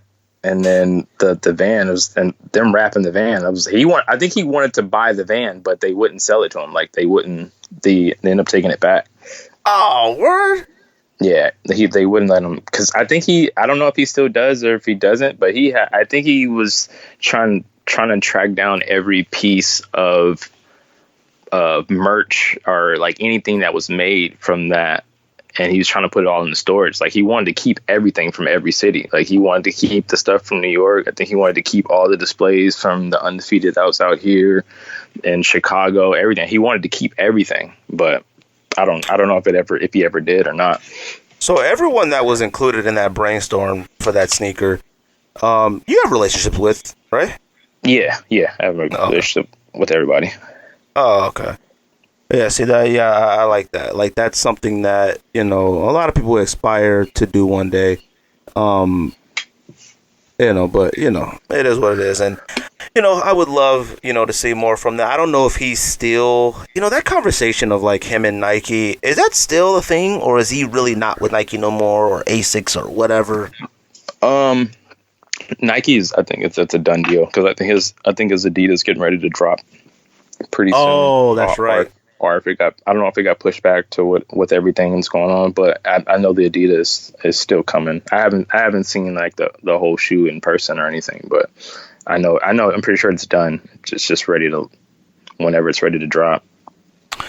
I was gonna ask you too, like even like with stores like Round Two and stuff like that in California, like, and I know you know a lot of people personally that probably work at those places. Are they doing all right with all this, being shut down still? I honestly, I don't know. Oh, okay. A lot of my friends who are in retail or who worked at stores like that, they're currently unemployed at the time. So I think everybody's just trying to deal with it the best way that they can. I mean, it just kind of came out of nowhere, and nobody was really expecting it to be this long. So yeah, no, I always I'm sure it's hitting. I'm sure it's hitting their pockets for sure. Because I and we could talk about StockX too a little bit, because you seem to be extremely bothered by. It's just oh man, like another fee. Come on, man, don't do these fees, man. Well, it's like I had talked about it, and I get it. Do you even sell on StockX? Yeah, I've sold on StockX. Oh, yeah. Okay. You buy off there too sometimes, right? If I have to.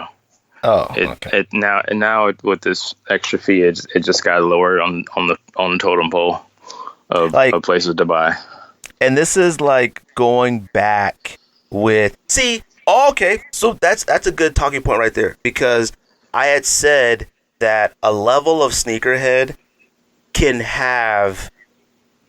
make that decision to not support something like a StockX anymore. See, that's actually funny. And see, you're at that level of sneakerhead where you could make that decision that, oh yeah, StockX is not even part of my, personal community anymore. You know what I mean? Yeah. But a lot of us aren't at that level that you are. Like, your connections and people that you can get tapped into and, hey, can you find this and do this, are way greater than the regular person.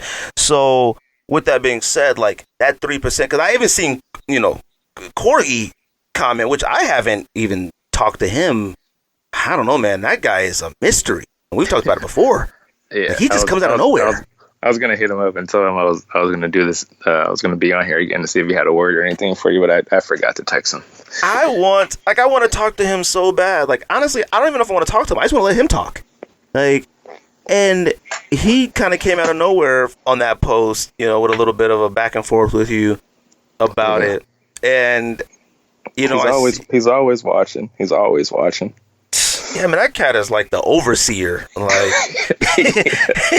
he's like the person that, like, you get thrown in the trunk and they take you to see him. Like, yeah, talking mob movies. It's like, sneaker. If you made like a sneaker mob movie, he would definitely be the boss, because it's like a lot of us don't know really what he looks like. Like, I've seen him a few times, and it's like, if you ask everybody who's in the sneaker community has been involved for a really long time, know about him, know of him, like knows all the stuff he has, amazed at all the stuff he has to sell, but nobody really know. Oh, we all know he's angry, at times, but it's like, he's a mystery. Like, me and him have talked back and forth on DM a few times, and he's like, yeah, I'll be on for certain. And then I'll be, hey, you want to come on? No. Well, okay. He'd be like, hey, then he'll hit me up. Hey, yo, I'm thinking about coming on the show again, but I don't know. I've been coming on the show, I don't know. And I'll say, hey, man, whenever you want to do it, I'll make it happen. All right. Then, like, later on, absolutely not. Okay. I gave it a whirl. I'm here whenever you need me, whenever you want to come on. But so you really take that 3% fee, and especially with the layoffs that just happened this week. I talked to a few people that work there who used to work there. That's just horrible timing, too. Like, why would you do that right now? Yeah, it really is. But yeah, it's just lower on the totem pole. But I mean, it's definitely that a tool where it's like, okay, how much is this going for before I sell this? So I mean, that's how we used to do it with Flight Club, like back in the days. It's like all you used to know is like how much is Flight Club selling for, and we got to put it underneath that. Right. But like now, that's like like the lowest amount right there on. Well, this is what it's going for. So Well, I it's want like, this price, or so with you, you find a lot of, stuff vintage wise from California and stuff to sell, and you have a lot of sneakers in your own collection you sell, and I'm sure, you can get stuff at one price and maybe sell it at a different price if you wanted to. Does something like that, what StockX is doing, benefit you and others, better?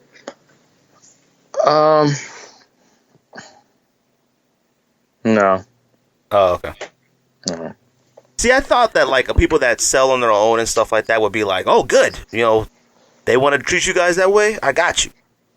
It kind of like a lot of the older stuff. I don't worry about on some, like, if it's something newer, then yeah, like for like StockX. But like if somebody who's going to buy like a pair of 94 Jordan 1s or something like that, they're gonna go with somebody either on Instagram who's selling it, and are known for selling. They're gonna look for other avenues for that. But like StockX will probably still be used for like newer stuff for sure. Right. But I mean, when people are buying something from people on Instagram, they're like, "Oh, I don't want to pay I'll pay you what StockX would give you after they take all the fees out. That's what I'll pay you." It's like, do you think StockX and GOAT, I don't want to say ruined a lot of stuff, but definitely altered it? It kind of just killed that that story of you getting the shoe. Right. It always, when you used to buy back in the day, it was like, oh, I waited out here for 8 hours, or dude, I had to hurry up and hop in the car because I called the skate shop and they had one size 9 left, so I had to hurry up and drive over there. Almost got a ticket, and it kills that story that you get when you used to buy it from back in the days. Now it's just click of a button, and then if you're willing to pay the price, it'll be at your door within a week or two. And and I do agree that, and I've talked about that before as well, is that a lot of the people that are, I guess you want to say, a part of the sneaker, I really hate saying community and culture all the time. I mean, it's what it is, but for some reason it just, every time it comes out of my mouth, it seems corny. But because there's a lot of this era, it's all StockX and GOAT. Like, that's all they've gotten everything off of. And even, a lot of us, who used to have a lot of those stories, me and George are part of those stories where it was like, Nike would send out a tweet, like, hey, we drop now. And we would hop in the car, and I'm talking, speeding is an understatement. Like, I'm talking blazing to the Nike, hopping out the car, parking in any space we could find, handicap. It didn't matter what it was. We just threw the car. I wouldn't even care. There were times where, like, if it was a real risk, the car could get towed or taken. It didn't even bother me. Like, I ain't care. Throw the hazards on and just go. Throw the hazards on, park by a dumpster, fire hydrant, leave the car running, leave the keys in it. Like, this is no joke. There's been times where it was like, pull up, left that car running, left it there, and like, you thought about it, like, oh shoot, forget this, I need those, and you just run inside and go get them, But yeah, I do feel that, like, that 3% and then the layoffs. This goes back to like everything that's happening now. I say this, when my own career and what I do professionally, and I tell this with my wife and a lot of people.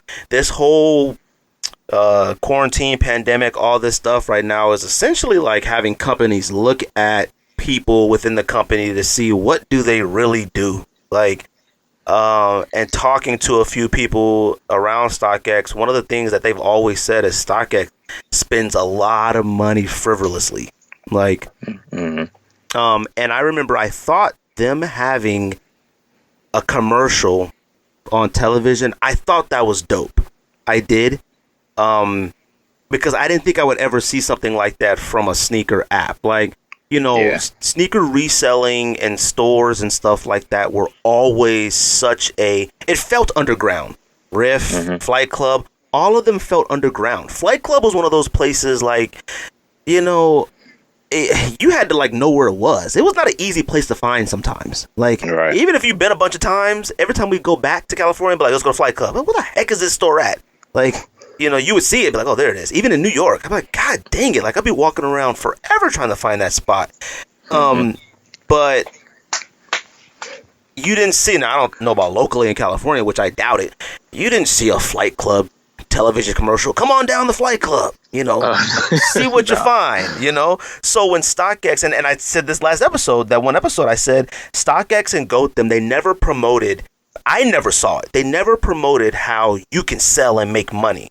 The promotion was always find what you missed, find something rare, you know. Yeah, never sold out or whatever. Yeah. So even when I saw the TV commercial, it was using words like grail. And I was like, you know, people watching this TV commercial aren't going to understand what grail means in this community. And even with the sneakers that they chose to show in the television commercial, I was like, man, some of these sneakers they're showing on here are like $500-$800. Like, they're not showing, you know, regular stuff. Like, they're showing off-whites and stuff on the TV commercial. And I'm like, all right, no one's, you know.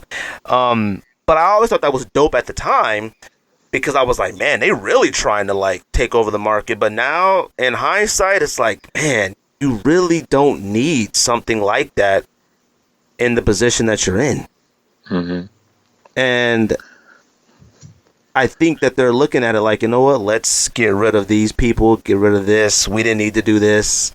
Like, my friend told me that a lot of people from the Detroit one have been trying to fly out here to Arizona to try to work at the Arizona one because we're still open. Oh, okay. And the Detroit got hit so hard with the coronavirus that they shut down everything. So I think, you know, it's going to be a big change once this all gets back going as normal as possibly can. I think it's going to be dramatically different. Yeah, people are going to be walking around with gloves and masks for a while. And just how, I mean, people in China have been on it forever.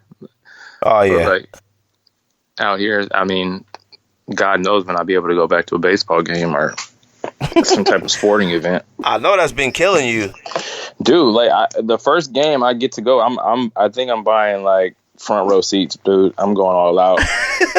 I was like, dang, well, I know I might even get hit with a baseball just so I can feel it.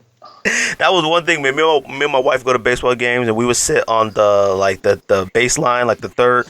God, I used to be terrified what was gonna come blazing. In my mind, you know, it's funny. Like, you know, in your mind, especially when you with your girl or something like that, you know, you low key hoping one comes through blazing, and you could catch it with one hand. You know, you kind of like, you know, you look like the man. Yeah. You know, but woo, still got your beer in your hand. And you know, you want to grab it out the sky. Like, got this. Don't even worry about it. You don't even want to barely move. You just want to stick your hand in and grab it. But boy, I used to be terrified. But like, oh my God, one of them baseballs comes blazing out the side. Man, I'm gonna be scared. That's like my girl's biggest fear. She always feel like it's gonna be her that's gonna get hit because she's not paying attention. She just feels like it's gonna be her. But yeah, no, I am definitely like missing everything. Like I am, you know, it's just so weird right now. But like even with Last Dance, you know, we could talk about that a little bit. Like, you know, have you watched? Are you like staying true, waiting for it to come out every Sunday? Yeah, I didn't. The homie has it. The homie has like all the episodes, and I can't do it. I'll just watch them. Like, I'll just watch them every Sunday. So many people have sent us all the links to like all the episodes, at least up to like episode 8, I think. Mm-hmm. And I can't do it. I'm not gonna do it. I need something to look forward to. Yeah, I can't. Normally, I would treat it like a Netflix binge and just keep. Watching the whole thing, but like, nah, I'll wait. Because it's supposed to go through May 17th, and I was like, man, that's a long time. But I'm like, you know what? Thank God. Like, it makes me feel like the playoffs. It's like, you know, you're waiting a week for like the, you know, the semifinals or the conference finals, whatever. Like, no, I'm waiting for this. I'm anticipating. I'm looking forward to it. Like, do you think? Now, I didn't check. I wanted to check while The Last Dance was on. I wanted to like go through it. And, like, even you posting, like, the Jordan jacket, which that jacket, I didn't have that jacket. I had the David Robinson one, the Spurs one, and I had the Barclays Sixers one with the Jordan, with their face on the back, the sweat, you know, all that stuff. Yeah, and you definitely could see that helping prices with Jordans, right? Yeah, for sure. I mean, just on Instagram alone, you saw everybody was bringing out, you know, Jordans and and all the Jordan memorabilia and, you know, everything. Definitely. Like, I didn't look on any sites or anything to see if prices have went up or like how many has sold, you know, recently. But I do feel like something like this is always beneficial to like sneakers, you know. I want to see Jordans. Jordans are still respected. You can never disrespect Jordans. Like, I don't care if you wear them or don't wear them, you still wear them or not. Don't be disrespectful to Jordans. Like, you can make a shift in what you wear or not, but like, they're still legendary, number one. I mean, people were losing their lives for them. It's not even stop. So I do like this. Like, I like the fact that it makes people go back and care about them. It made me. It was like, dang, how come I don't got a pair of He Got Games anymore? I hate calling them that, by the way, because they're not called He Got Games. But, you know, just for the casual listener who considers those He Got Games. Yeah, for the ones that type in He Got Games on StockX. Yeah, that's for you, all right? I don't call the white red 14s candy canes either, okay? Sure don't. Like, stop it. All right. Man, when Cat started calling the Jordan 9, the first colorway, Space Jams, I was like, yo, what's happening? Did I miss something? Like, I can't handle stuff like that. I accepted that one because it was in Space Jam, but like when they were like playoff, when they said playoff night, I'm like, Jordan didn't play no playoffs. No. Like, there was no playoffs. No. I don't even care if it was in it. There's only one Space Jam sneaker, and that's the 11. That's it. There should be another one, but I don't know if I want to give Jordan Brand this idea, but I'm surprised. What, the Carolina one? Nah. What other one? They should have did a Bill Murray too. What did he have? Bill Murray wore Jordan 2s. Yeah, but what color was he wearing? I don't even remember. He just had the I think the black, the white with the black midsole. It's probably coming. But it should have been like a Bill Murray. Actually, let's put it this way. If anybody from Nike who does listen to... Well, I've talked to a couple people from Nike, and they do listen to the podcast. Well, they have people that do listen to it. And it wouldn't be surprised if they heard you say that and ran with it in a couple years. Like, especially if Space Jam... Whenever the Space Jam with LeBron comes out, I would imagine Jordan doing something. It can't all be LeBron stuff. Yeah. Maybe my little silhouette in there. But, you know, Space Jam back then, you know, I guess it was cool, but it's one of the worst movies of all time. That movie is awful. It looks crazy. It's I think I was watching something where it was like Jordan playing against like all the people in the green suits. Yeah. It's just such a weird thing, like how back in the day that was like considered fine. My son was watching it on Netflix, and you know, even hearing, you know, R. Kelly, I Believe I Could Fly, like that was just such a moment, you know. And now it's like, ugh. Watching the video and everything, him standing on a ladder inside on a farm somewhere. It was like black and white, I think. It had like the choir, or he was in the countryside. It was something. That joint was crazy. I forgot. Is there anything else we're gonna talk about? We got enough. I had sent you the Trinidad James thing, but I don't know. Yeah. I mean, I don't really know what. I mean, there was the Supreme thing. I just felt like Supreme. They could have kept that shirt up all day and treated it like a merch. They would have made millions. I'm sure they made millions, but they could have made even more millions if they kept that shirt up all day, like for a pre-order type thing. See, that was like, you know, and for anybody who doesn't know what we're talking about, Trinidad James had like posted or commented or something about the Supreme shirt. It was a collaboration with what's his name? I'm awful with names. Murakami. What's his name? Takashi Murakami. Oh yeah, Takashi Murakami. Yeah. Okay. All right. And you know, it was a Supreme box logo shirt that had like the flowers or whatever that, you know, whatever that is in the background. And I guess Supreme has said they were going to donate 100% of the profits of the shirt to, you know, any COVID relief foundation or whatever. And Trinidad James had posted something basically saying, you know, like, why can't they just donate that? Or, you know, it said like basically, why are they donating our money that we bought the shirt with basically along those lines. And I kind of understood what he said, and it's really hard right now to like criticize anybody who's going to donate to anything, you know, Corona related, you know, to try to help out in some way. But it goes back to like you said, that shirt, anybody would have bought it anyways. Like, I feel like even with like, you know, there are certain things throughout sneaker culture. I talked about with the hat. So like on our hats with the little circle sticker with our hologram and our logo on it. Yeah. Like, I think like there are certain things that are just staples in like streetwear community, and the New Era sticker to me is one of the most iconic logos of all time. That gold, when we started leaving the sticker on our hats and stuff like that. So that's what I wanted to do with that. The Supreme box logo is the same thing. It doesn't matter what variation of it is. Just like a Supreme box logo shirt is a staple in streetwear. And I do feel that, I think it's crazy how much a box logo shirt, hoodie, anything goes for resale. I don't understand it because the quality of the clothing is not superior to a lot of brands. And I couldn't imagine paying some of the resale prices for a hoodie or a t-shirt because I would have to hand wash that joint. Like, there's no way I'd put it in a washing machine. Like, if it started fading or anything weird, I would lose my mind. But I do feel like this was an opportunity, and it still could be if Supreme or whomever else wanted to make that decision to like really, really mass produce it in order to give everybody the opportunity to own a box logo and contribute to the relief fund. I think that'd be much better. Yeah, it would have been. So it's like, you know, I think that would have been cool. Like, hey, this is an unlimited run. It's a pre-order. You won't get it for about 8 weeks, 10 weeks. But you know what? You get to donate and you get the opportunity to own a box logo shirt. And with however many they sell, the resale won't be high on it because we all have the opportunity to get one. So yeah, I think a shirt's like $800 or $900 now.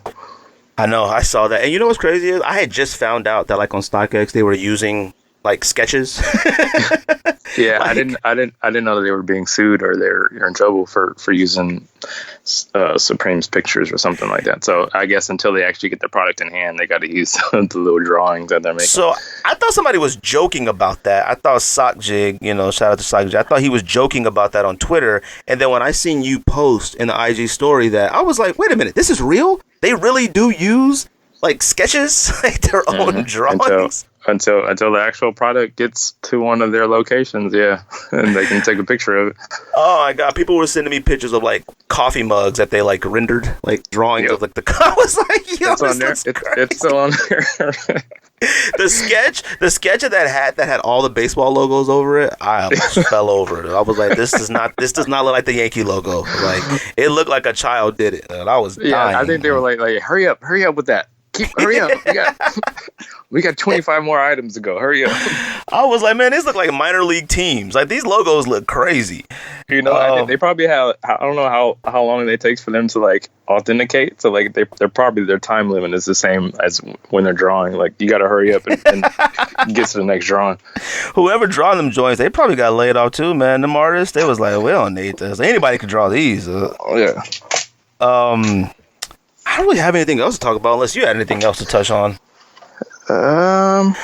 Did you get the when they dropped the fives on the fives? No, because I still have a pair of Fire Red fives. Now they are replicas, but and not replicas. I mean replicas as in they don't have the Nike on the back. For those who are listening to this podcast and who are new,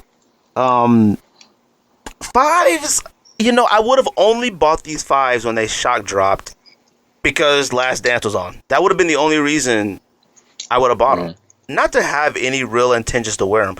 I've had almost all fives too. The only Jordan 5 I've never had was a black metallic 5. I've never owned one ever. That would be the one I would buy. So if they dropped one, I would buy it. Fire Reds have too much white, you know? And a lot of people talk about the quality of the 5. I don't remember 5s ever having like this superior leather. Like, yeah, it's soft. Oh, you got one? No, but I don't even know if I'm allowed to talk about this because it's not out yet. But I'd worked on something with them for the fives, and I had it in hand and stuff. Oh, wait a minute. Okay. All right. Let's go back a little bit here. Okay. So you can't talk about it. I don't know. I don't think it was just a photo shoot. That's all it was. But Okay. it's going to be on the sneaker. It's going to get closer to the day the fives drop on the app, on the official release date. Okay. It was just a photo shoot though with the fives. How do things like that come about? Just their marketing team, I think. So like they just hit you up and say, "Hey, you want to do this?" Yeah, pretty much. That's how it happened with the dunk story too. That was on the, that I did on the app. So yeah, it was just somebody who messaged me or emailed me, and I just go from there. If yes or no. Do you want to do it or you don't? And do you attribute that to like your social media following? Yeah, I do. Okay. All right. Because, there's a lot of people that are like, and you follow some, probably they follow you. If not, and you're pretty active on, Instagram. And, there's a lot of people that are out there doing things that are contributing, they don't have the following. And, they have that mindset of like, man, Nike will hit me up one day. And it's like, I don't know if they will, The funny thing is, like, it's always somebody watching. I don't think it doesn't matter if you have 100,000 or if you got 1,000, but like right. there's always somebody that's part of the brands that they're watching, they're reaching out, and they're always looking. This is one thing that I'll say, and I've learned this about doing the podcast. Certain things that, you listen to the show, many times, and, sometimes me and George can say some questionable things, at least we used to, and, even when I had made the joke about finding deals of people being laid off, and it was a joke, Mm-hmm. I got a lot of messages about making that joke. And I will tell you this, I got a lot of those messages weren't from people that I've talked to regularly or before. Mm-hmm. That's how I'll put it. Like, it was like accounts. And I was like, who the heck is this? Like, yeah. And it'd be like, pictures of them fishing, it'd be like some pine trees. And then I'm like, who the heck is this man? And he's like, I really didn't, you don't think that was tasteless? You don't. And I'm like, fam, there's not one sneaker posted on your account. Who the heck are you?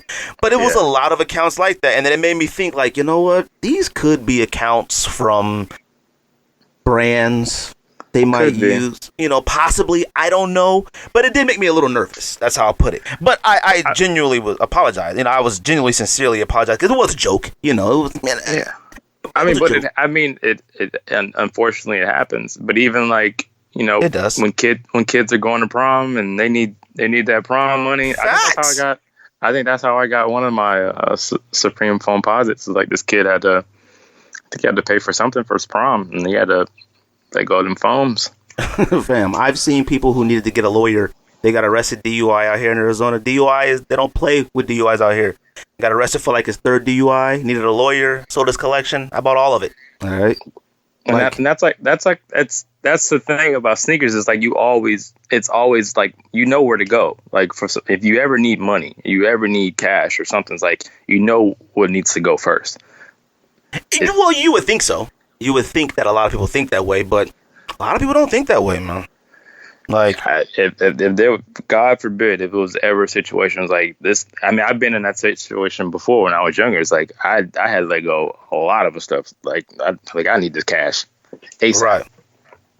And I've done that before in the past, like, where it was like, oh shoot. Like, I remember when I first was, I think maybe first year of college, last year of high school, I don't know what it was. Whenever it was when like you get your first credit card. And oh no, you know what it was? It wasn't my first credit card. It was this thing at Circuit City. That's how long ago this was. So it was this thing at Circuit City where it was like, it was credit, but I don't think I understood it really. It was more like it sounded like I was gonna get a bunch of free stuff. And I just had to make sure I stayed on my payments. But I didn't know that, like, after a certain few months, I was going to have to pay this lump sum of interest if I didn't pay off everything. I mean, basically a credit card, you know. Yeah, that whatever. Promotional balance. Right. So I remember it was like Circuit City, like, I think PlayStation 3 it came out. Whatever it was, one of the PlayStations, and it was like flat screen TV. It was when flat screens that first came out too. Like, you know, I'm one of the OG flat screen owners. Right? Like, so I had went and got a flat screen PlayStation. I had bought Time Cop with the burners. I had bought all these games. I mean, but my bedroom in my mom's house was lit. All right, I think I had bought like a DVD combo player or something, and I was like, yeah, you know, and. Yeah, I'm telling all the homies, like, yeah, you know, I got 4 controllers, you know, a little some light, you know. You know, if y'all want to come through, you know, we play teams. Yeah, y'all want to, you know, you want to be the quarterback on Madden, I'll be the wide receiver, you know, we can get busy, you know, let me know, come through. And I remember I had, like, was making the payments, you know, but you know how I was making the payments? I was making the payments by selling sneakers. So it was like, I was like, all right, cool. The payment's coming up. Let me go ahead and sling this Mitchell Ness jersey, sling this Pistol Pete Hawks, and then sling these Jordan, you know, Jordan 3s, you know, whatever I had at the time. And I was doing that, making the payments, and then I had got this. Oh, you want to talk about a panic? I got this letter in the mail or this phone call, and it said, hey, you have, it's middle of the summer, so out here in Arizona, it's about 115. It was hot. There's nothing worse than being in a bad situation and hot.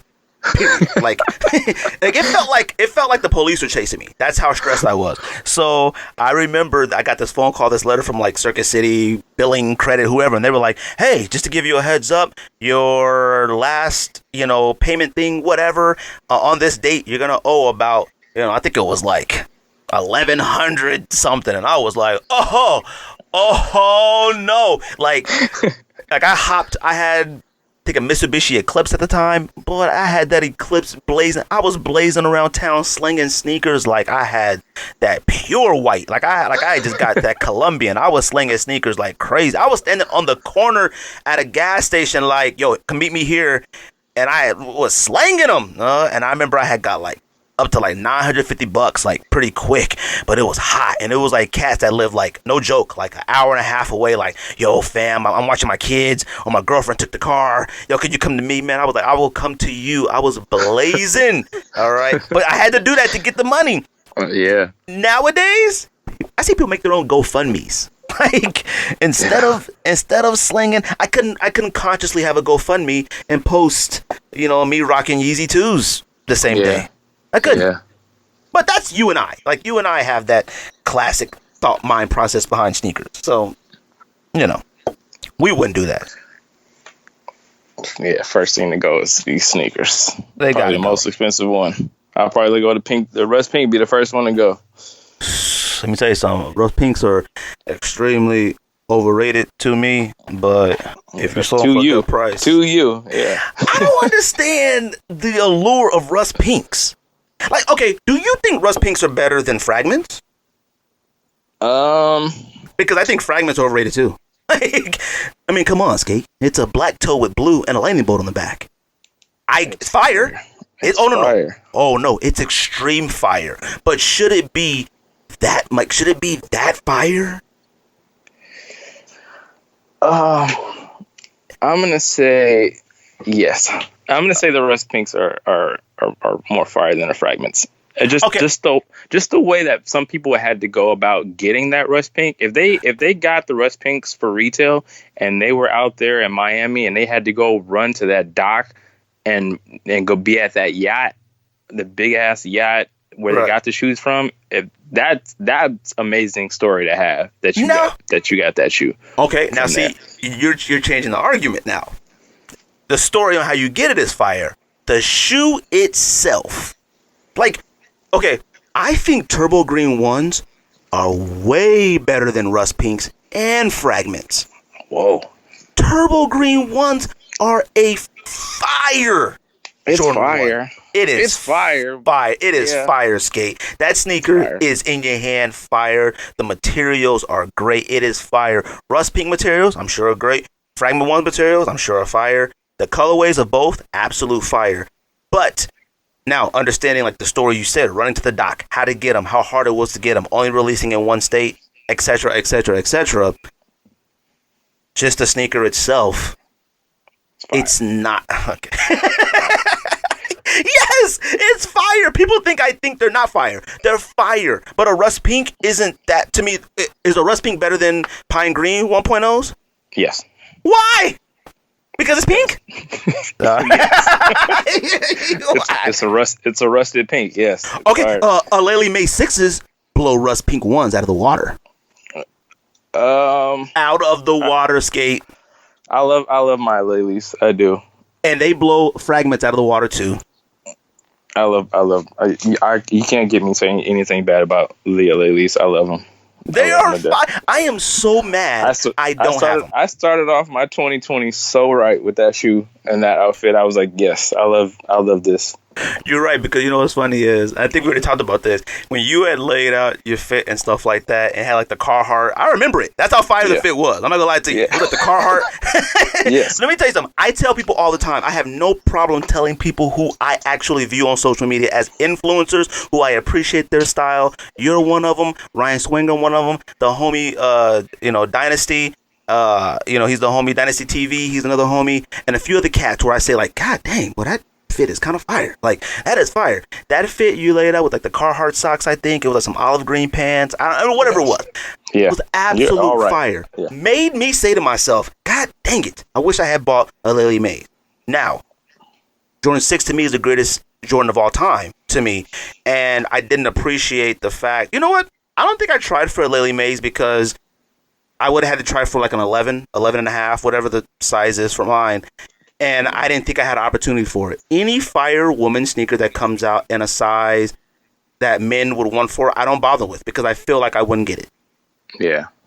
But a Lely May 6s are better than Fragment 1s, and they're better than Rust Pinks. That's you can't argue it. You can't argue it, Skate. You don't have to argue it. But I'm not. I ain't gonna argue it. Yeah, you don't have to argue it. That's your point. That's to you. Yeah, I ain't gonna say nothing. I ain't gonna say nothing about it. Another 6 that's underrated is Gatorade 6, the green one. Highly disrespected. I disrespected it when I sold it because I couldn't figure out how to wear it like that. But you know why I couldn't figure out how to wear it? Because I didn't put forth the effort to figure out how to wear it. I'm like, what am I doing? I got a stroller. I got kids. I ain't got time to put together a fit anymore. I'm gonna tell you something. Since I've been quarantined, I've been putting together fits. All right, you got. Yeah, I'm sure you got fits ready to go. The first day out. I got so many clothes and fits and stuff, but I'm lazy. I get lazy. I'm like, all right, let me throw this on. Real quick, and that's it. Forget that, man. You're gonna treat it like the first day of school. Like, okay, everybody go back outside. Starting on tomorrow. Man, you're gonna see me using the hashtag #FitGrid. B. Like, you're gonna see my sneakers laid out. Then you know what? To anybody who listens to this podcast, you want to see my sneakers? Wait till we get on quarantine. I will put a sneaker with my fit. I will take more sneaker pics than I ever have in my entire life. All right, it's gonna be me. It's gonna be the sun, trees, lizards, desert, cactuses, all that stuff. I'm about to be out there. That's facts. You want to do our movies now? Unless you got more to talk about. Yeah, sure. I mean, I can keep going all day. But yeah. I know I could. There's a lot of things that I do want to talk about, but I don't know. Kind of. I got the time. I still got 85% on my phone, so I'm good. I feel like I just feel like with everything that's happening right now, anything sneaker wise has like kind of slowed down a bit. Like, are you shocked that people are still buying as many sneakers as they are? Like, I thought about it personally wise, but I'm surprised that people are still on the hunt and trying to cop, and Well, I mean, some people aren't affected by what's going on, but then you got people who are just sitting at home and just like don't have really much to do. So it's like, yeah, I might as well. I can sit on here and go through pages and pages on eBay or I don't know where, if they're shopping on Grailed or Goat or Depop or whatever, wherever you can find shoes. I feel like everybody has the time right now to sit and scroll and like look for anything that they're looking for. I'll tell you this, I joined a lot more Facebook sneaker groups. I'm never on Facebook. Like, I was like, let me see what they got. People have been tagging me on stuff, and Facebook, like I've never bought off Grailed. Anytime I've ever tried to buy off Grailed, it was already sold and they never marked it, or it's just like been up there forever. Like you've sent me pictures of the Rodman, the Airworms from when you were in Japan, and I have 1 or 2 left. I've had probably like 4 of them. One of them I had bought from a storage unit in Jersey, and they shipped it to me. I mean, you want to talk about covered in mold? Like I'm talking where opened up the box and it was like yeah, you need an N95 mask. Yeah, and me and George, no joke, we had put it in a Ziploc bag and we took it to a local I just like saying the word cobbler, but it was a sneaker shop. It was just a regular shoe cleaning shop, and they got all the mold off and like kind of re-dyed it, and they did a good job on it.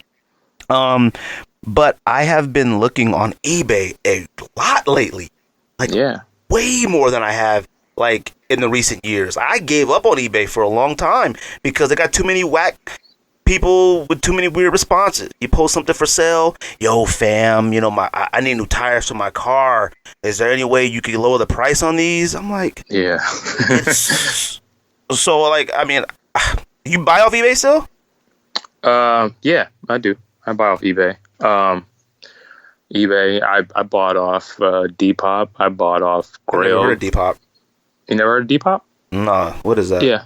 Depop is almost like a Grail almost, but Depop, it looks their setup looks more like Instagram type. Oh, really? Yeah, they got an app and everything. It comes in handy. I mean, you'll find some stuff on there, but I mean, but a lot of stuff is just really. I mean, everything's gone up on a lot of dunks now. All the older dunks are really up there in prices, and they're only going up higher. So you're only looking for dunks right now? No, I'm not really looking. I mean, if I come across it in my size, and I'll try to scoop it if it's something that I don't have. But I'm just always looking at what stuff is going for that I have. Like I'm looking like at Hayes Dunks, and I was like, yo, this shoe is now reselling for like over $1,000 worn, and I was like, whoa. I mean, just like even how SBs are up there in prices on mosquitoes are like $600 and all kind of stuff. Like, so let me ask you this. So, just real quick, do you, and I see this happening. I see like dunks falling back into a weird funk just as fast as it's kind of rise back into popularity. Do you think dunks are like cemented now permanently with where it is? Like it won't go back to what it was when it faded away. I don't think so. Really? I think people's eyes are just like, damn, like I really been missing out on all this. Like, damn, like people, there's just so many eyes that are open now. It's like they can't believe all this stuff that's been out for 15, 20 years, and it's just now being appreciated now. And it's crazy. Yeah, but like... but now, like, all the new GR dunks are just being glorified and they're being blasted everywhere. Like, a regular Nike SB GR, you see it on every single post. Like, oh, these are the next ones coming out. And, like, damn. Like, those black and gray, the J-Pack. I mean, right. Those... That should have been the shoe that sat, but sold out. I mean, it sat some places. Some. No, over here that shoe was gone.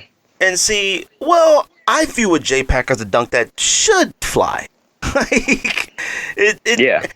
So okay, so then let's put it this way then. Like I think dunks, when dunks started falling off for me and George, because before me and George really started kicking it sneaker wise, he was always in the dunks. I mean, George's dunk collection reigned supreme. Like, he'll never talk about it, show it. Like, he sold a lot of them, but I mean, George had dunk after dunk after dunk. I mean, pink, gold, blue, all of them. Like, and I had dunks, but I would only buy specific ones that I like.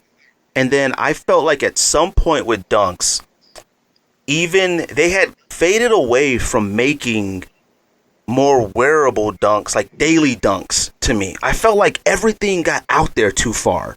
Like, it was way too many different colors and pattern and this and that, and it made them less attractive to people. And I think the last dunk that like that kind of really opened my eyes to that was that Miami dunk from the skate shop. What was the skate shop in Tampa? Whatever it was called. The Tampa skate. The Tampa skate. I think what it was, skate park or something like that. Yeah, something like that. Now, when those pictures that came up for that Miami dunk, we lost our minds. Like, I'm talking, had to have them. And then George and I had ended up getting them, and I think George had like a connect in, so George was able to get them for like a few of the homies. And then when we got those in hand, I couldn't believe how awful those looked. Like, it had perforated leather, different materials. It was just weird all the way around. And then from that point, I was like, no, I can't do these. Dunks aren't wearable. Like, I couldn't. The tongue and stuff never bothered me like it did George. It was how I couldn't figure out how to wear them with clothes anymore. Like, I feel like back in the era when we were buying them, Cigars, Slayers, even Dooms, Newcastles, Heinekens, I feel like a lot of those were done creatively, but they were still solid wares. You know, there was only a few back then that were like I consider difficult to wear. Mork and Mindy's, Dino Juniors. Those ones were like, all right, that's a little hard to wear, you know. And I feel like right now that's what's going to happen with dunks. These Ben and Jerry dunks are awful. All right. Fire. No, they're not. They're fire. You have to say that. They're fire. You have to say that. Your name is SK8THEGR8. Like, you have no choice. Greg, you know, if they brought out a pint of ice cream that was collaborated with Nike, I would buy that too. Okay. Because you buy everything. That's fire. Okay, no. The sneaker itself, I'm not saying that the sneaker is bad. Looks like it's done well. Looks like whatever. But I view that as none of us should be wearing that. We should. I miss that. I miss that era of Nike SB when they went all out with the accessories, like how they did with the Avengers, and they did with like had the polo, had all that. Yeah, they had the polo, trench coat, the button ups, the umbrellas, the coat, all that. That's different. And I feel like they need to go all out. Definitely with this, like it should be. I better see a pint of ice cream. I really mean that. It better be a pint of ice cream with some marshmallow, chocolate covered Nike swooshes inside of that ice cream. Something. But see, that's something that I feel like it should have because that's what makes it special. And I think a lot of whack sneakers in the past will make you feel special to distract you from how whack the sneaker is. Like, so how do you feel about that? Because what's the one that just dropped? The 420 joint that just dropped. It's whack. The reverse skunk. The reverse skunk, you don't like it? Come on, Skate. Come on. That it's fine. It's a fine sneaker. It looks more like a girl sneaker to me, but that sneaker doesn't even compare to the other one. Like, not even close. Okay. When De La Highs, the OG De La Highs, when those released, those were like, oh, those are fire. They're fire. But then when they retroed them to the low, you could say the low is better than the high, depending on your preference. Yeah, depending on how you feeling that day. You could never, ever say these. Like, I seen people posting when I talk about content, which one would you prefer? The OG skunk or the reverse skunk or whatever? Come on. That's a stupid question. Like, that's a dumb question. Like, so, like, that's what I mean. Okay, so let's do it this way. Would you like to see dunks retro? Yeah, but not like how they were doing it for a little bit. I didn't like the Cali High. I didn't like. Oh yeah, that sucked. I didn't like that. Too much white. But I mean, if they were to bring back the Cali Lows again, I wouldn't mind it. Mind it or want it? I have that one. Well, of course you do. But you disrespected that one in one of your episodes. When you were going on that whole disrespectful rant, like in your 190th episodes, like in that 90, you were disrespecting those. No, Cali Lows back then. Cali Lows were dope. They were cool, but when they came up with the highs, I think the highs made the lows look whack. Like, because you really couldn't say you didn't like the highs, but like the lows. It was just a little bit of extra height and more white. So it was like, why do these look whack? It made me appreciate the lows more. No, yeah, you know what? It could have that effect too. It could either make you appreciate the lows more or make you think like, these really ain't that fire. George had them and he would wear them. They was alright. They was cool. But nah. It's like these, what are these joints called? These other bears that are getting ready to come out. Grateful Bears? Those are fire. Oh, okay. The Grateful Dead. I like the concept. I like the concept of it. Love the concept of it. I like the concept of it. But the original bears, those were whack. I didn't mind them too. It wasn't a shoe that I had to have back then, so I didn't really go after them. But like I appreciate them now. No, I appreciate them. Like I have the bear bricks of them, but I didn't buy the shoes. Like me and the homie were talking, I was saying Dunks and Vans have the greatest collaborations of all time. Like I don't even know. And back with Dunks, I don't even know. And maybe you would be able to answer this. I don't know if with Dunks they were actual collaborations. I don't think they were. As far as like how they got the nicknames and stuff like that? Yeah, like Mork and Mindy. I don't think it had anything to do with Mork and Mindy. It was just, those are the colors, we named them. Yeah, that was just how it was. And then even with the Three Bears, that might have been the like concept of it, but it didn't have any. That was an actual collab with. It was? Okay. With Metacom. Metacom had something to do with that. With the Three Bears? I believe so, because they used the bear brick thing for it. Oh, I didn't know that. I believe the bear brick logo is inside on the insole. Oh, I don't think it doesn't have like the Metacom logo, like on how the white and blue and orange Metacoms do, or the all the Metacom series. Right. But I believe it still had something to do with them on that. I think. Okay, so then you would like to see, all of the like classic dunks that we messed around with retro. You love to see a skunk retro. What I would too. That's different. I mean, that's a skunk. I would love to see like a Thai temple. I would love to see maybe a Paris release. A bigger. Settle down. I would love to see that. Maybe. I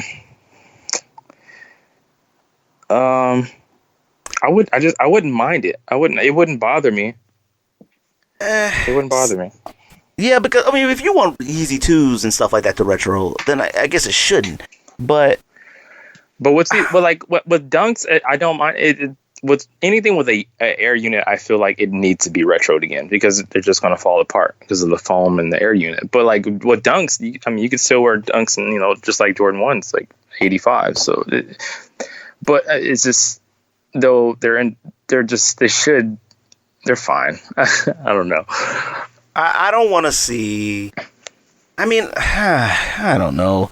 I do want dunks to retro, but I think they have to retro them just like they did De La's. Like, whatever was a high back then needs to come out as a low now. Okay. But there are some lows that were so fire back then, I don't want to see them as a high. I don't want to see a Miss Pac-Man high. I don't want to see a Gibson high.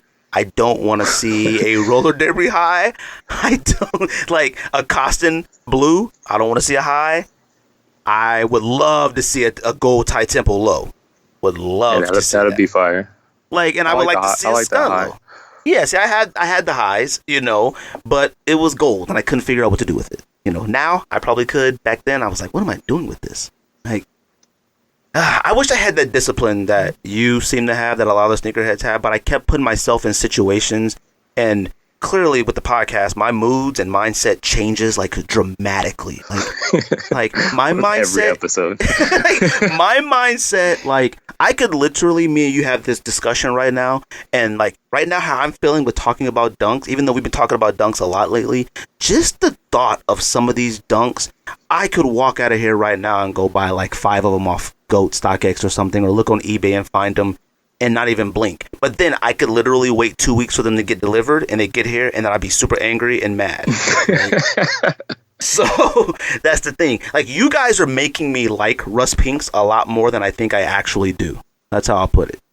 Like, they're fire, but man, it's just the I might have to break those out for tomorrow's 2 episodes.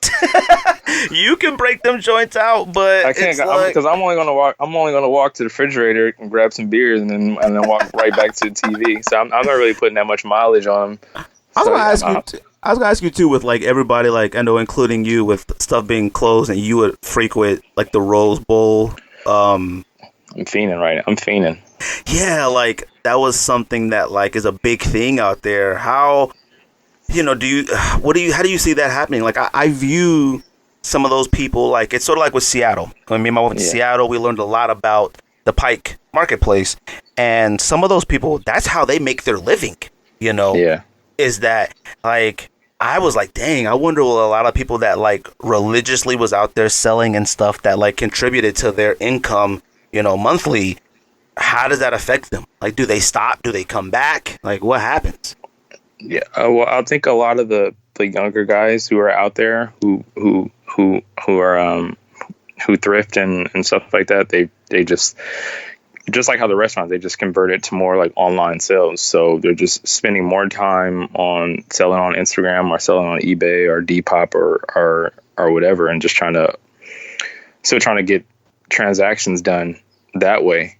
But I mean, for a lot of the older people who actually like been out there at bins, in the bins, like digging for stuff or finding stuff at estate sales and stuff like that, I'm not really quite sure on how they're doing, because a lot of them, I mean, they always love to use that term like, oh, it costs this much on eBay, like when you're trying to buy something from them, but I don't think they really know how to use eBay and all that technology stuff. It's like I'm gonna have Ruby, right, that lives out here. Yeah. She bought some of my Dodger t-shirts when I first started. The Supreme ones, like the logo ones. Yeah. Uh-huh. So like Ruby's gonna come on the podcast probably next week. Because she's always worked in sneaker retail and stuff. We're gonna talk a little bit about like women and sneakers and stuff like that. Which I was gonna ask you too. You had posted a lot of women sneaker stuff on your story last week. Yeah. Was that just a highlight, or was that a? My original thought plan was I just wanted to show like a whole wall of like their shoe. The pictures I wanted to pick was just pictures of their walls, like of their shoe walls and stuff like that. That's the original was going to do, but it wasn't gonna. You weren't gonna know that they were a female until you actually clicked on the pictures and like, oh shit, this is a female sneakerhead. Like this. Okay, dang, she got all these, and a lot of girls don't have pictures up like that of like their whole collections, so they kind of varied off into like girls who do like their nail sets or who just like big on fashion and stuff like that. But yeah, I just wanted to show some love to the female sneakerheads. Like I see them out here, and I know they go through a lot with like the whole male dominant sneakerhead type thing, and they just got a lot of they got a lot of stuff to deal with. But like I'm just showing them like I see y'all. I see them. And I'm gonna talk to Ruby a little bit about that next week, and then I'm gonna probably get Word Customs on or somebody else on, to talk about it from a different point of view. Because I feel like it's been a topic lately on social media. I haven't been included in it much, but like people will like always ask thoughts, opinions, tag us, stuff like that. And I really try hard to stray away from it. And I really try hard to ask guys about it.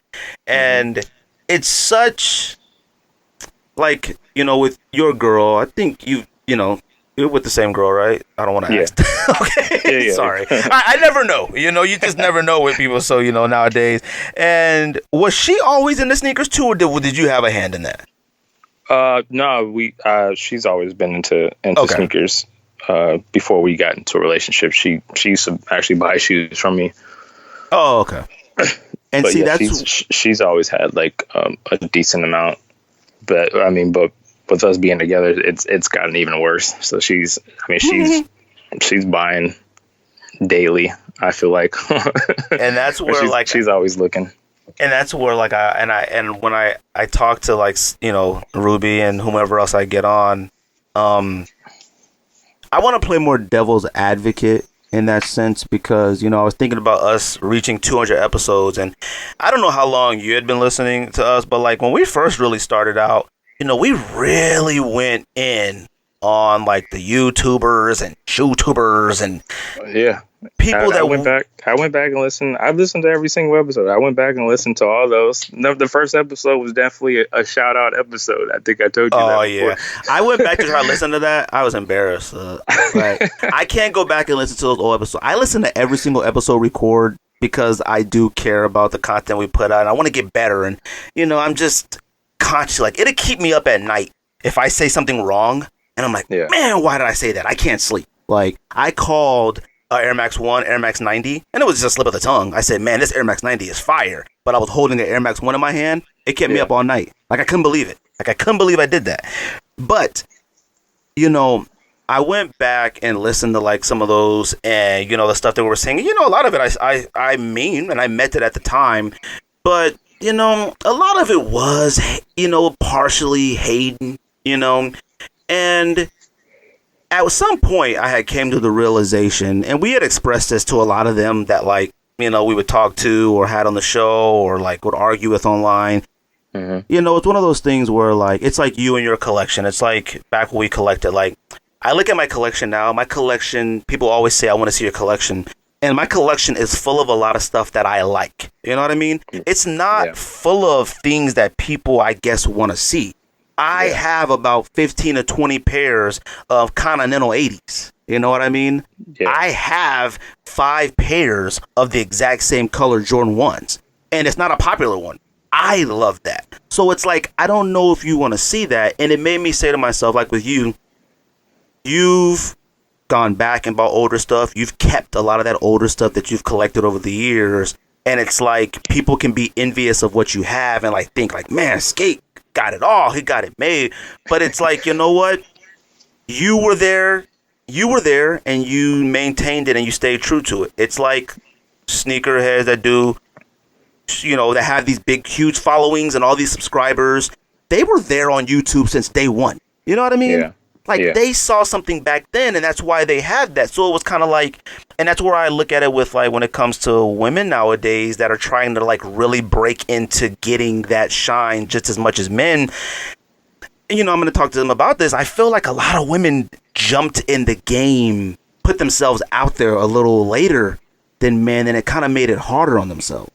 Like, a little bit. That might sound bad or not, I don't know, but it does. And it's like, even with us, like I said it on the one video, there's a lot of podcasts and sneaker things that folded before we even got started, and if they would have stuck to it, God knows where they would have been, now.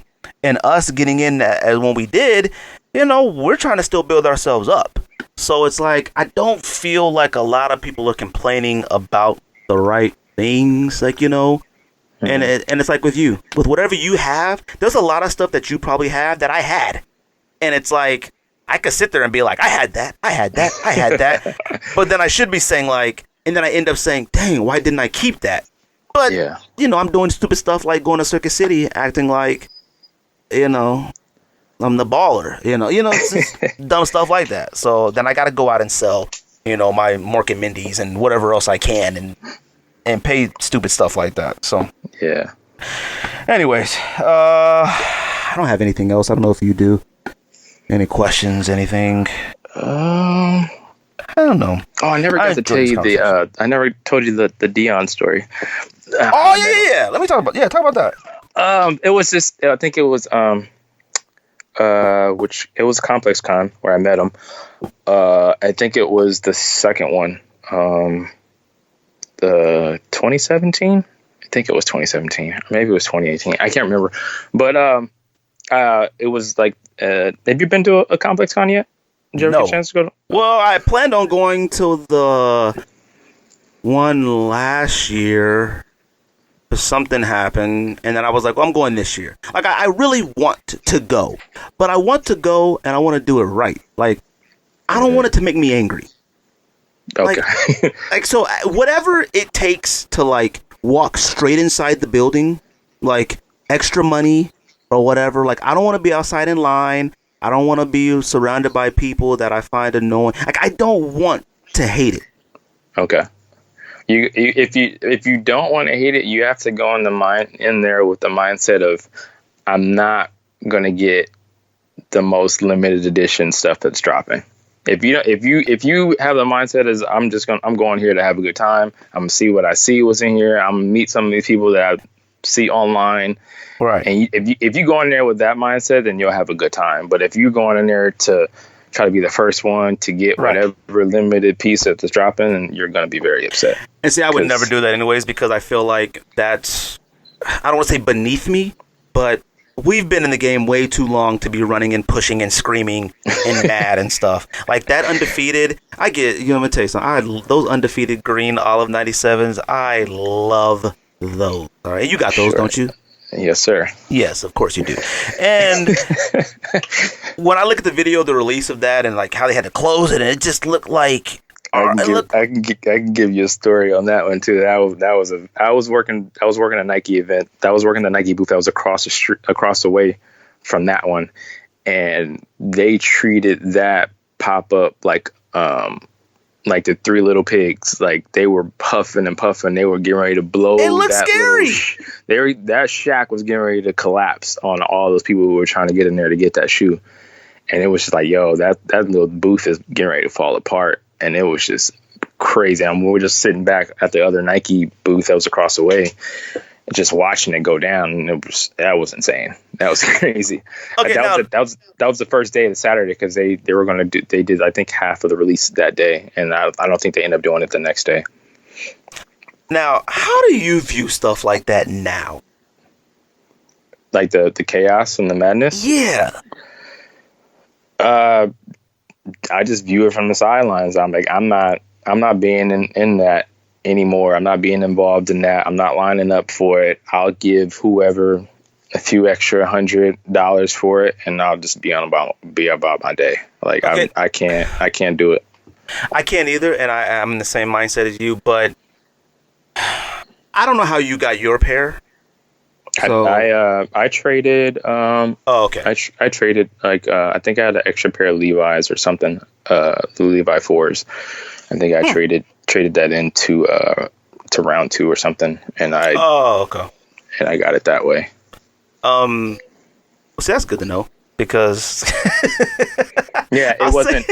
It was. I walked over there too late to the booth to try to see if I can finesse my way in because I know the people there, so I can maybe try to sweet talk my way to cutting the line and getting my pair. But it was already too late. But that was already I had already had a good day of everything that came out that day, because the 2017 Complex Con, it was the gold top 3 ones.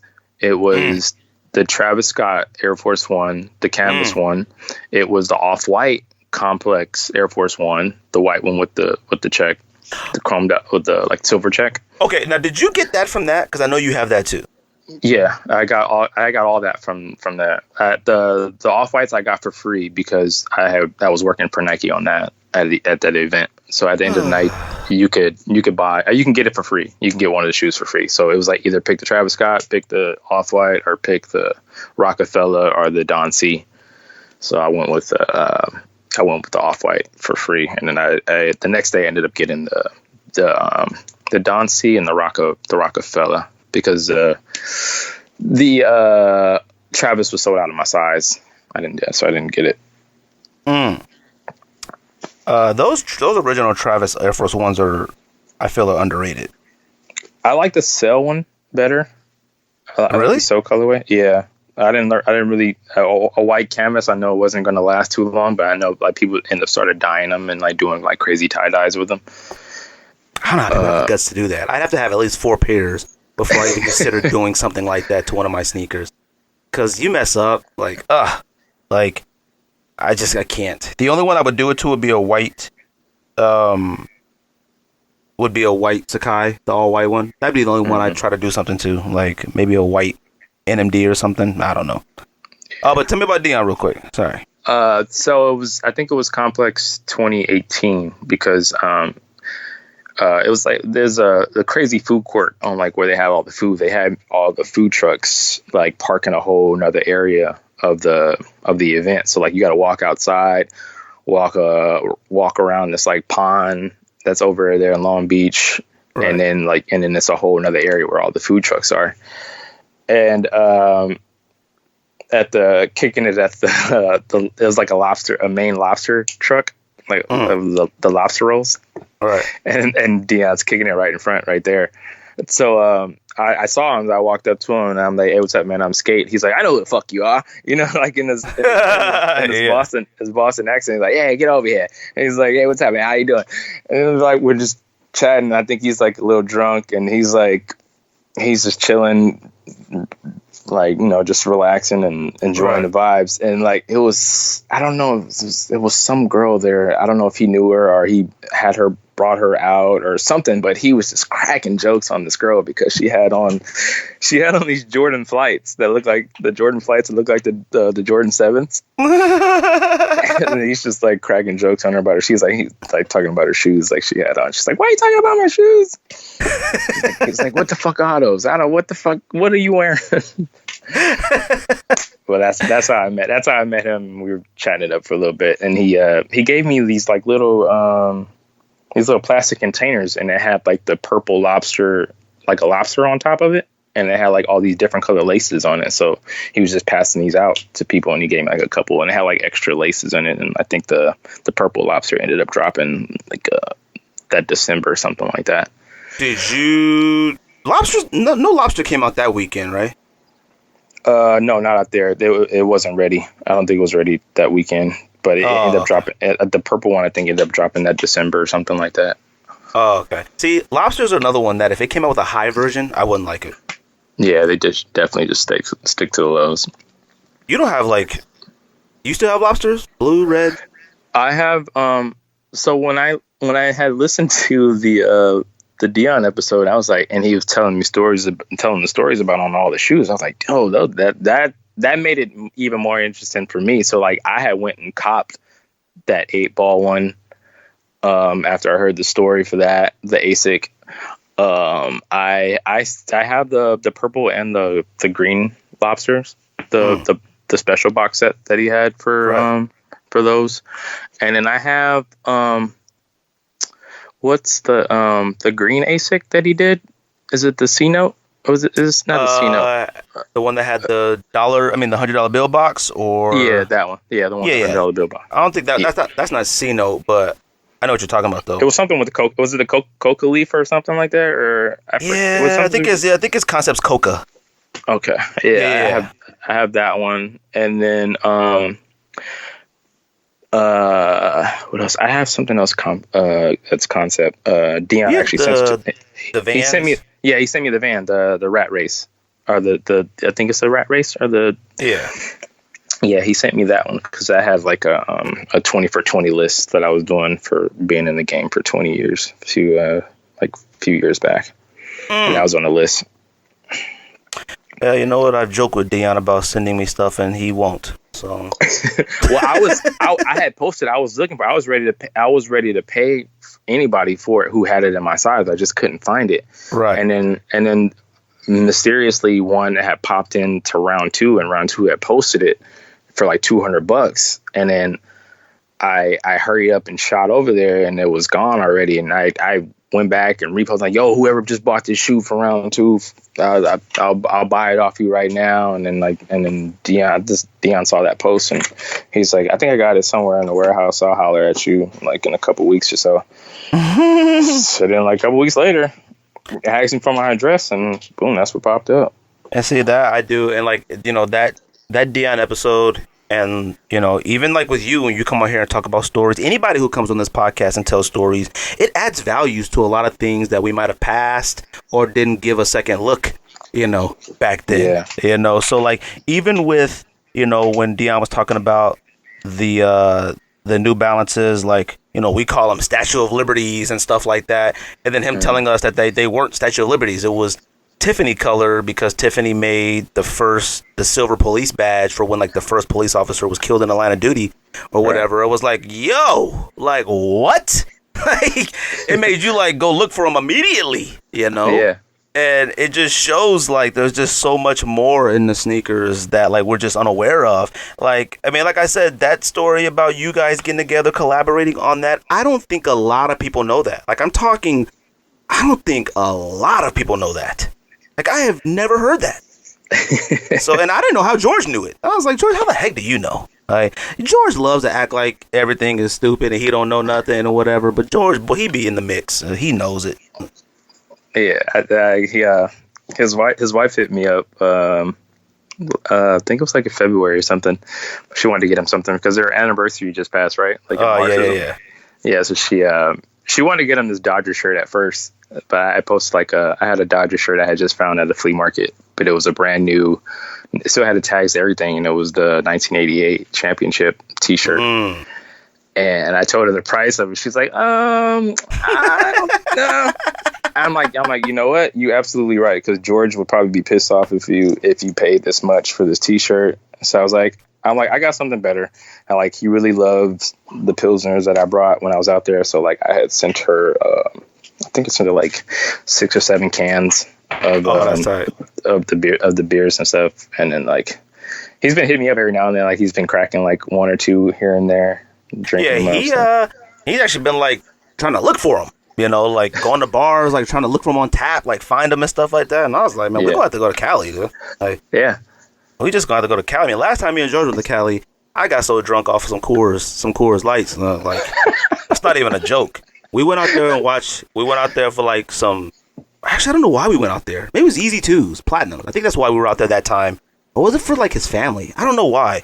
But man, me and George was on the freeway. I had drunk 2 or 3 silver bullets out the aluminum cans. No joke. I was on the freeway, on foot, about to fight everybody in the car. I don't know what happened to me. Whoa. I thought somebody had drugged me. We had got through watching the Kings. It was the finals, the Stanley Cup. I think that's my first time ever drinking beer out of aluminum cans. I've never drunk. I've never drunk a Coors since, because those Coors almost did me in. Huh? I think back to that and I'm like, man, there was somebody that was watching over me though, because somebody should have dusted me. I was wilding. I was in the car. George is driving. I was in the car hallucinating. I was well, that's it. I was I only drink Bud. I'll do some Tecate, some Michelobes, but I can't mess with a Coors. Coors will have me in another stratosphere. That's no joke. That's crazy. All right, let's do our top 10 list. I think I'm going to wrap this up. My wife needs to do some stuff, and the kids are out there losing their minds. So we are doing top 10 monster, gangster, in parentheses, organized crime movies to us. To us. Forget about it. All right. So everybody should know who listens to this podcast what will not be on my list because it's overrated and garbage. But I won't say it because I'm pretty sure it's on Skate's list. Nah, I didn't want to go that far because I didn't consider that to be. I didn't consider that organized crime. I didn't. I mean, even though he had different entities, he had the. We already know. I know you're talking about Scarface. We're talking about Scarface. Yeah, so I know he had the Montoya royalty company and laundering money and stuff, but I didn't put that on the list. Okay, good. The movie's awful. It's not a good movie. Nah, it's not. I know. It's a classic. It's a classic, and it's shot very well. But the acting was bad. I bought this special case. It's a casket, a big casket. Comes with the original photography photos from it. I spent a grip of money on this, and I don't like the movie. I don't even know where the casket's at. I probably buried it. I should have buried the casket. That's what I should have did. Is it a DVD set? It's a DVD set, but it comes with photos, a DVD set, a money clip, a T-shirt, a sign. It had all this stuff in it, the most stuff ever. I think I had bought one of those cases too, but it had it came with the original Scarface movie from the 1930s or something like that. Yeah, I had that too. And then it had the original, the other Scarface just on top, in a red silk lining or something, right, boxed in there. See, I think I bought the Def Jam CD came out too, of all the songs that was inspired by I Scarface. Think so. Yeah. What do you have on honorable mentions? Let's see. I got honorable mention. I got Dick Tracy as one of my honorable mentions. I really considered putting that on there, but only because it won an Oscar, I think, at that time. And as a kid, I loved it. And I used to love the McDonald's Happy Meals, had the Dick Tracy cups and all that stuff. But Dick Tracy was goofy. I was kind of on the fence about it. 'Cause, like, it was like a Disney type. I think Disney owned something. Like prune face. But I loved the villains in it, like the whole prune face, flat top. Yeah, I love that. What was the name of the character that Madonna played? That was like, but she wore the mask, like the no face. Yeah, I can't even. I know you're talking about though, but I can't even remember what it was called. And I loved all that. Yeah, and Dick Tracy was the first one, like with Apple Watch. Yo, I remember that watch was a toy. Like it had made like a toy version of it, and you could buy it. It used to have like a little radio-looking thing on it. Oh, that's funny. Do I have another honorable mention? I only got one honorable mention. Yeah, I think that might just be my only one. I got Meteor Man. The Golden Lords on fire, Lords. Man. Yo, let me tell you something. Meteor Man, yes, it's Robert Townsend. It's Aunt Eddie Griffin. It's goofy, but it's a classic movie. It's a classic movie. All-star lineup in that movie. An all-star. I'm talking about Don Cheadle was a Golden Lord. Come on, that movie was fire. I watched that movie million times. It had James Earl Jones, Zeus. Yeah. Come on, man. Another bad creation. Yeah. Bro, if you didn't watch that movie and didn't think the Golden Lords are tight, you're lying to yourself, huh? Like everybody was dyeing their hair. The blonde hair, and then even they clothes. They had the baby lords, the junior lords. Dude, the suits were so fitted with they had like the girdles, the leather girdles, the overalls, the tie. Come on, man. Them cats was fire. They had like gold tigers. That was the gold Jag, the gold BMWs. They had the gold Jag, the gold BMW roll up. They had the dude had the gold dreadlocks. He knew how to do karate. Yeah. That dude was fired, huh? I'm about to find that. That movie was fired. I don't care what nobody say. I should have put that in my top 10. I don't care what anybody said. Meteor Man is a fire movie, you know? Well, that's a classic movie, man. Bill Cosby as the homeless guy. Damn, Bill Cosby was in it. Yo. That movie might be a legendary superhero movie, you know. It might be up there. It might be up there under Infinity Wars and Endgame. No? I'm gonna have to think about it though. Imagine putting that next to those. That's funny. He got hit by a meteor. Fam, the meteor hit him in an alley, and then it got soaked into his chest. And he was talking to that dog. He was talking to that dog like, yeah, that movie is crazy. Didn't like the dog drag him? Didn't the dog drag him from the away off the bed or something? Yeah, like the Golden Lords had found where he lived at, and then the dog pulled him off the bed and drug him. That dog was about as big as a football. It was like a house dog drug a grown man across an apartment. Yeah, like a multi-poo or something like that. Yeah, then the dog had dumped the laundry on top of him, so the Golden Lords couldn't find him. I was like, yo, them Golden Lords are trash, them. They didn't do a good enough job. They did not do a good enough job looking like. That movie is so funny. He was seeing through walls. He was seeing through people's clothes. He was in the hospital, and all the nurses were in their bras and panties. That was so funny. That was classic. All right, you want to go first? Or you want me to go first? I'll go first. And I'm gonna do all 10. All right. Yeah, I know it's easier for you. Way easier. Number 10, I got Carlito's Way. Now, it maybe should have been a little bit higher, but I've always had discussions with people whether or not Scarface and Carlito's Way, which was better. Carlito's Way is way better than Scarface. All right, for anybody who's saying that. 10 might be a little low, but there's a lot of movies that I enjoyed more that I rewatched. I don't rewatch a lot of movies, but a lot of these I rewatched over and over. I got number 9, I got Gangs of New York. Now, it was kind of like Bloods, Crips, like blue, but it did have a lot of Irish mob stuff in it. It was like, 1938? I don't know what year it was. It was early. Old, but I do have it because I enjoyed it. The only problem with that movie was it was way too long. It was like 3 hours and 20 minutes. That was fire, though. That was a fire movie. It was. Number 8, I got New Jack City. I love New Jack City. Do I think it aged well? I don't know. Like, I watch it now and it makes me laugh. But at some point in the 80s, having a Kingo hat made if you watch that movie ever again, I want you to count how many Kangos are in the movie.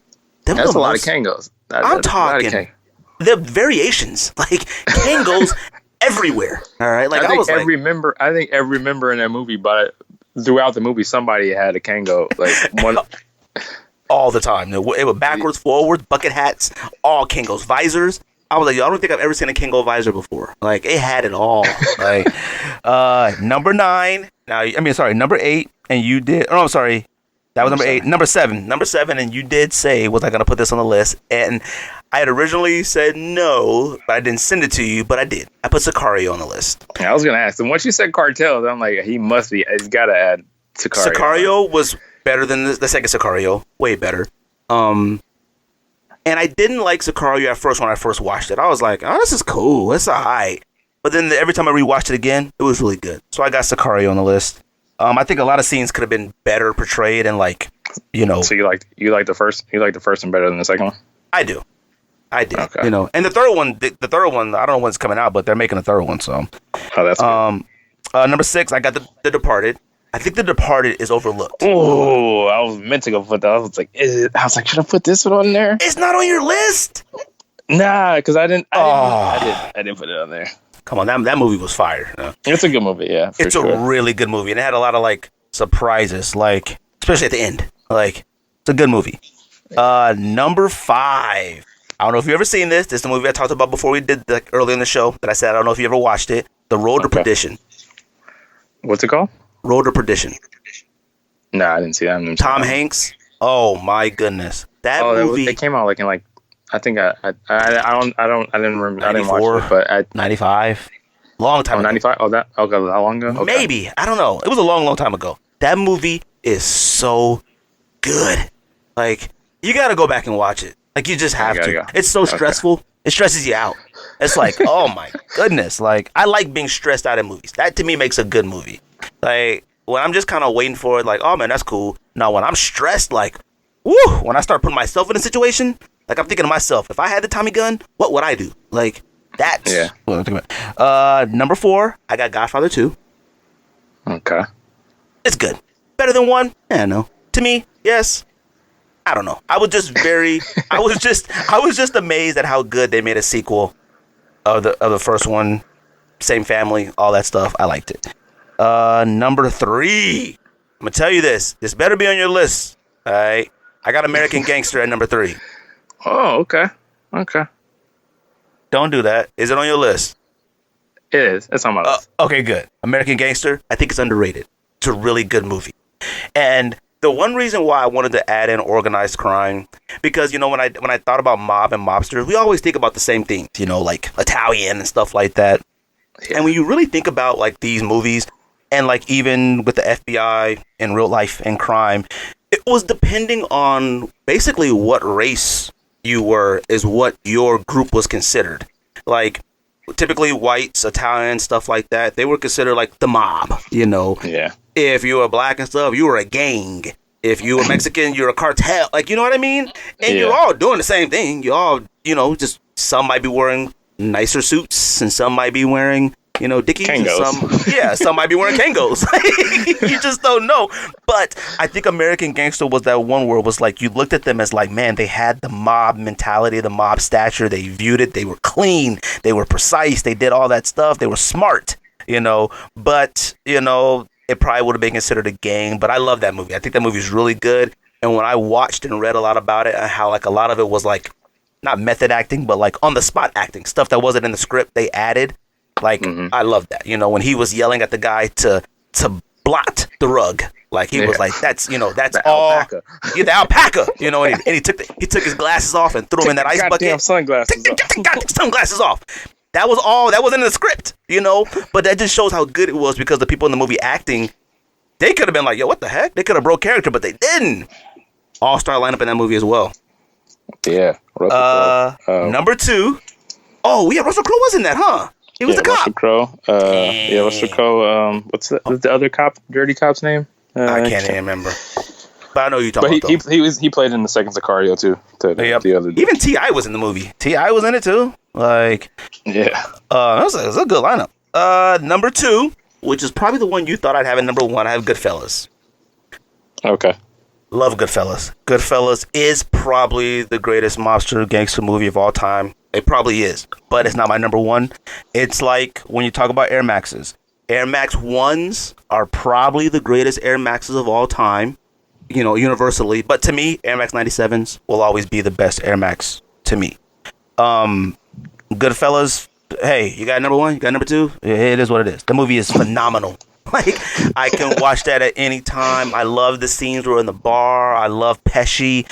I love Ray Liotta. I like the narration of it. I like the inclusion of, like, their wives and how, like, you know, it affected them and, you know, the stress of, like, being in charge of something like that. There's always an allure in movies like this of, like, the rich. Like, man, they're rich. Look at the power. Look at all that. Yeah. But the stress that comes with it, it's not worth it. Yeah. Number one.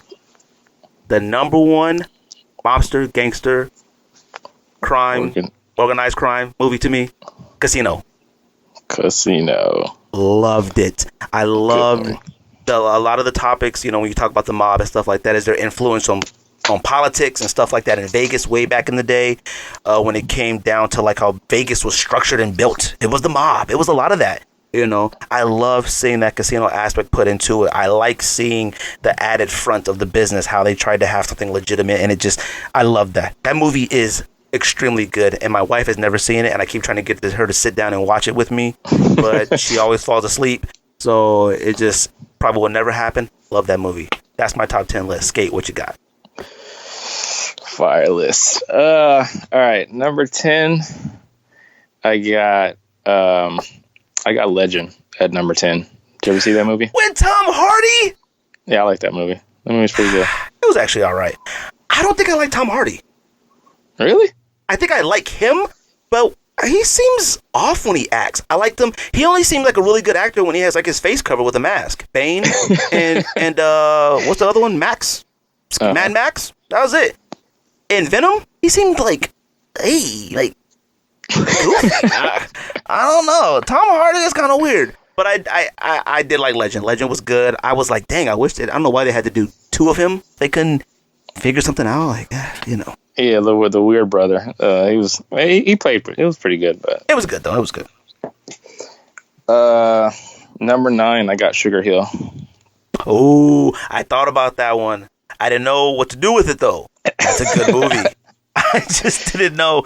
Those movies like that made it hard to make this. Yeah, because I'm like, do you put Sugar Hill on this? Yeah, because it could easily be an honorable mention as well. Yeah, so I had to put it, like, at the high. Yeah. See, number 8. I got The Untouchables. Oh, okay, that's a good one. Yeah, I like that one. That was a good little lineup on that one. Number 7, I got Public Enemy. Ooh, you know, I just recently saw that for the first time, probably at the beginning of the year. I had never watched it with Johnny Depp. Yeah. And I remember people said it was bad, but when I was watching it, I was like, this is a really good movie. Yeah, it was a good movie. I like that. I just consciously couldn't put it above some other stuff. You know. That was number 7. Number 6, I have Sicario. I like Sicario. Really good movie. Yeah, I like the second one a little bit more than the first one, but I mean, I like how the first one ended. Yeah, that was pretty good. Was that number 6? Number 5. I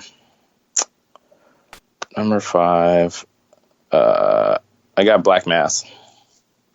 Oh, you know what? That's another movie that I thought that people destroyed. Like, people that I know that saw it, they said it was bad, and I watched it. I thought it was good. Yeah, that was a good movie. The only Johnny Depp's a good mafia actor. Johnny Depp is a good actor and a bad actor at the exact same time. Like, some of his movies you're like, huh? And then some of the movies you're like, man, he doesn't get enough credit for. I got him for the next one. Oh, wait. Well, now I will say this though about Black Mass. I just kind of wish they would have just got a real old person. Like, you can't just get a old person. Like, making him look like that, I was like, seems expensive. I just would have got a real old person, you know? I think I think Ray probably could have played an old version of him. Yeah. Like, get an actual old man. Like, making a young person look old just seems too much work, you know? I know you're more trying to get Johnny Depp's acting ability to shine through him looking old, but get an old man. Yeah. Who was that? That was number 6? Number 5. That was number 5? Yep. Number 4, I got Donnie Brasco. Gotta be a made man, Donnie. I don't know. That was a good movie. Sonny Black, Sonny Red. I mean, come on. You thought it was that high, number 4? Yeah, because all the rest are like, yeah. Because my number 1 is different from your number 1. Okay, I know what your number 1 is, probably. Actually, oh yeah, well, your number 1 is probably. Okay, go ahead. Go number 3. Number 3 is Casino. Okay, good. As long as you got Casino in there, and you clearly haven't said American Gangster yet, you're fine. Okay. Yeah. You're fine. All right. I was kind of stuck between my number 2 though. But I'm gonna go with Goodfellas for number 2. Wait a minute. Okay, you're confusing me. American Gangster is my number 1. That's your number 1? Where's your Godfathers? I left it off. American Gangster is fire. There was so many, like, I still wanted to put, like, King of New York should have been on there. The King of New York. It should have been. I thought about it. And I need to watch The Irishman maybe 2 more times. Is that the one on Netflix? Yeah. I haven't seen it yet. Was it good? Yeah, it's really good. I had mixed reviews about it. Some are like, it's too long, it's dry. It's very long. But it's worth it. I mean, yeah. I'll watch that tonight. Yeah, American Gangster. I figured that was going to be your number 1. Nah, that might be racist, you thinking that. But wait a minute, you black too? Are you black? Yeah, I'm black. Oh, okay, I figured, but, you know. I was like, I'll ask. Our number 3s, our top 3s are the same, so that's good. Different orders, but that's good. Yeah. So your list isn't trash. I probably should have put another honorable mention. How do you feel about hoodlums? Okay, I had that on my list and I crossed it out. I liked Hoodlum a lot. I don't know if it aged well either, because I watched it way back in the day when I was younger, and I've watched it now multiple times, and I like it a lot. I don't know if I'm a Lawrence Fishburne fan. I don't know. Like, I like Lawrence Fishburne, like his role, like on Blackish, you know, kind of like jokey, whatever. Matrix, he was whatever, whatever you want to call that.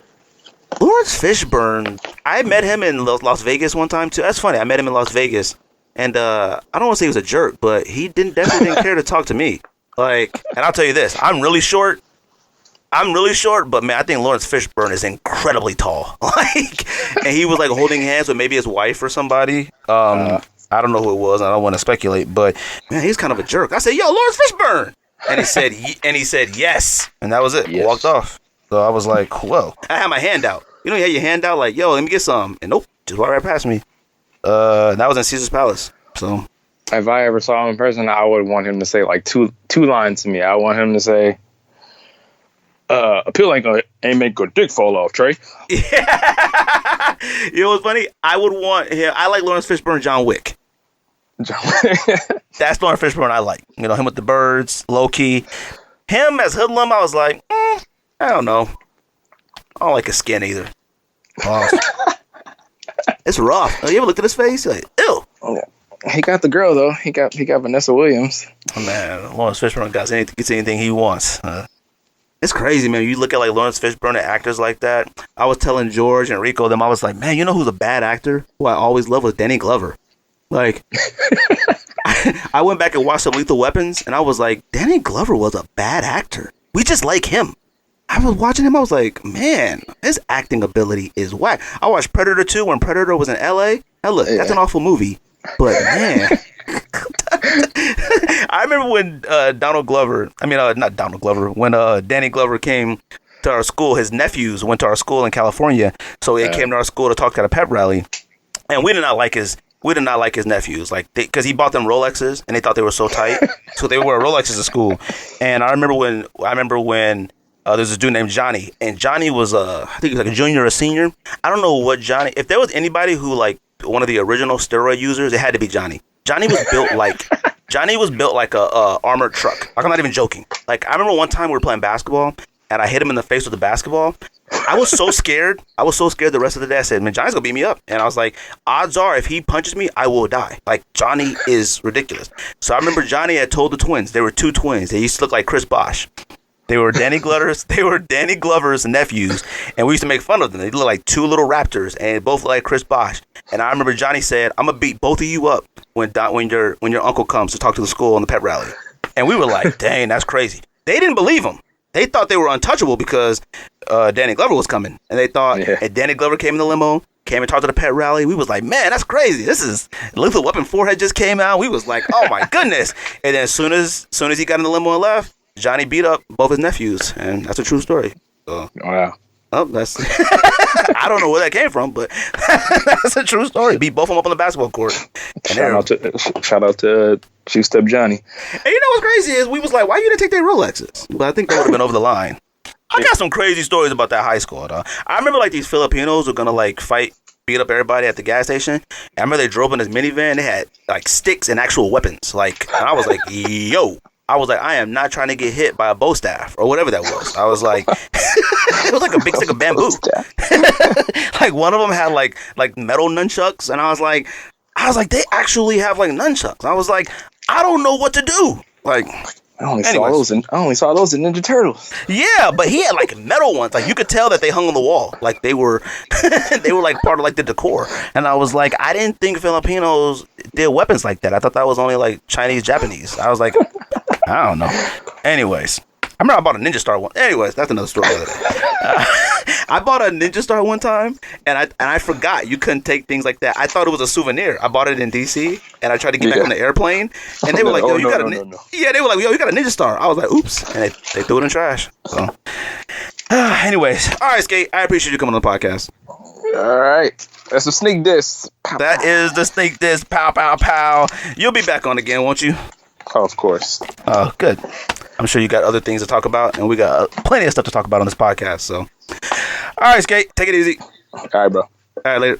Later. All right, everybody. Appreciate you. Like, subscribe, share, all that good stuff. Appreciate Skate coming on the podcast. That's the homie. That's a sneak diss. Pow, pow, pow, pow, pow, pow, pow, pow.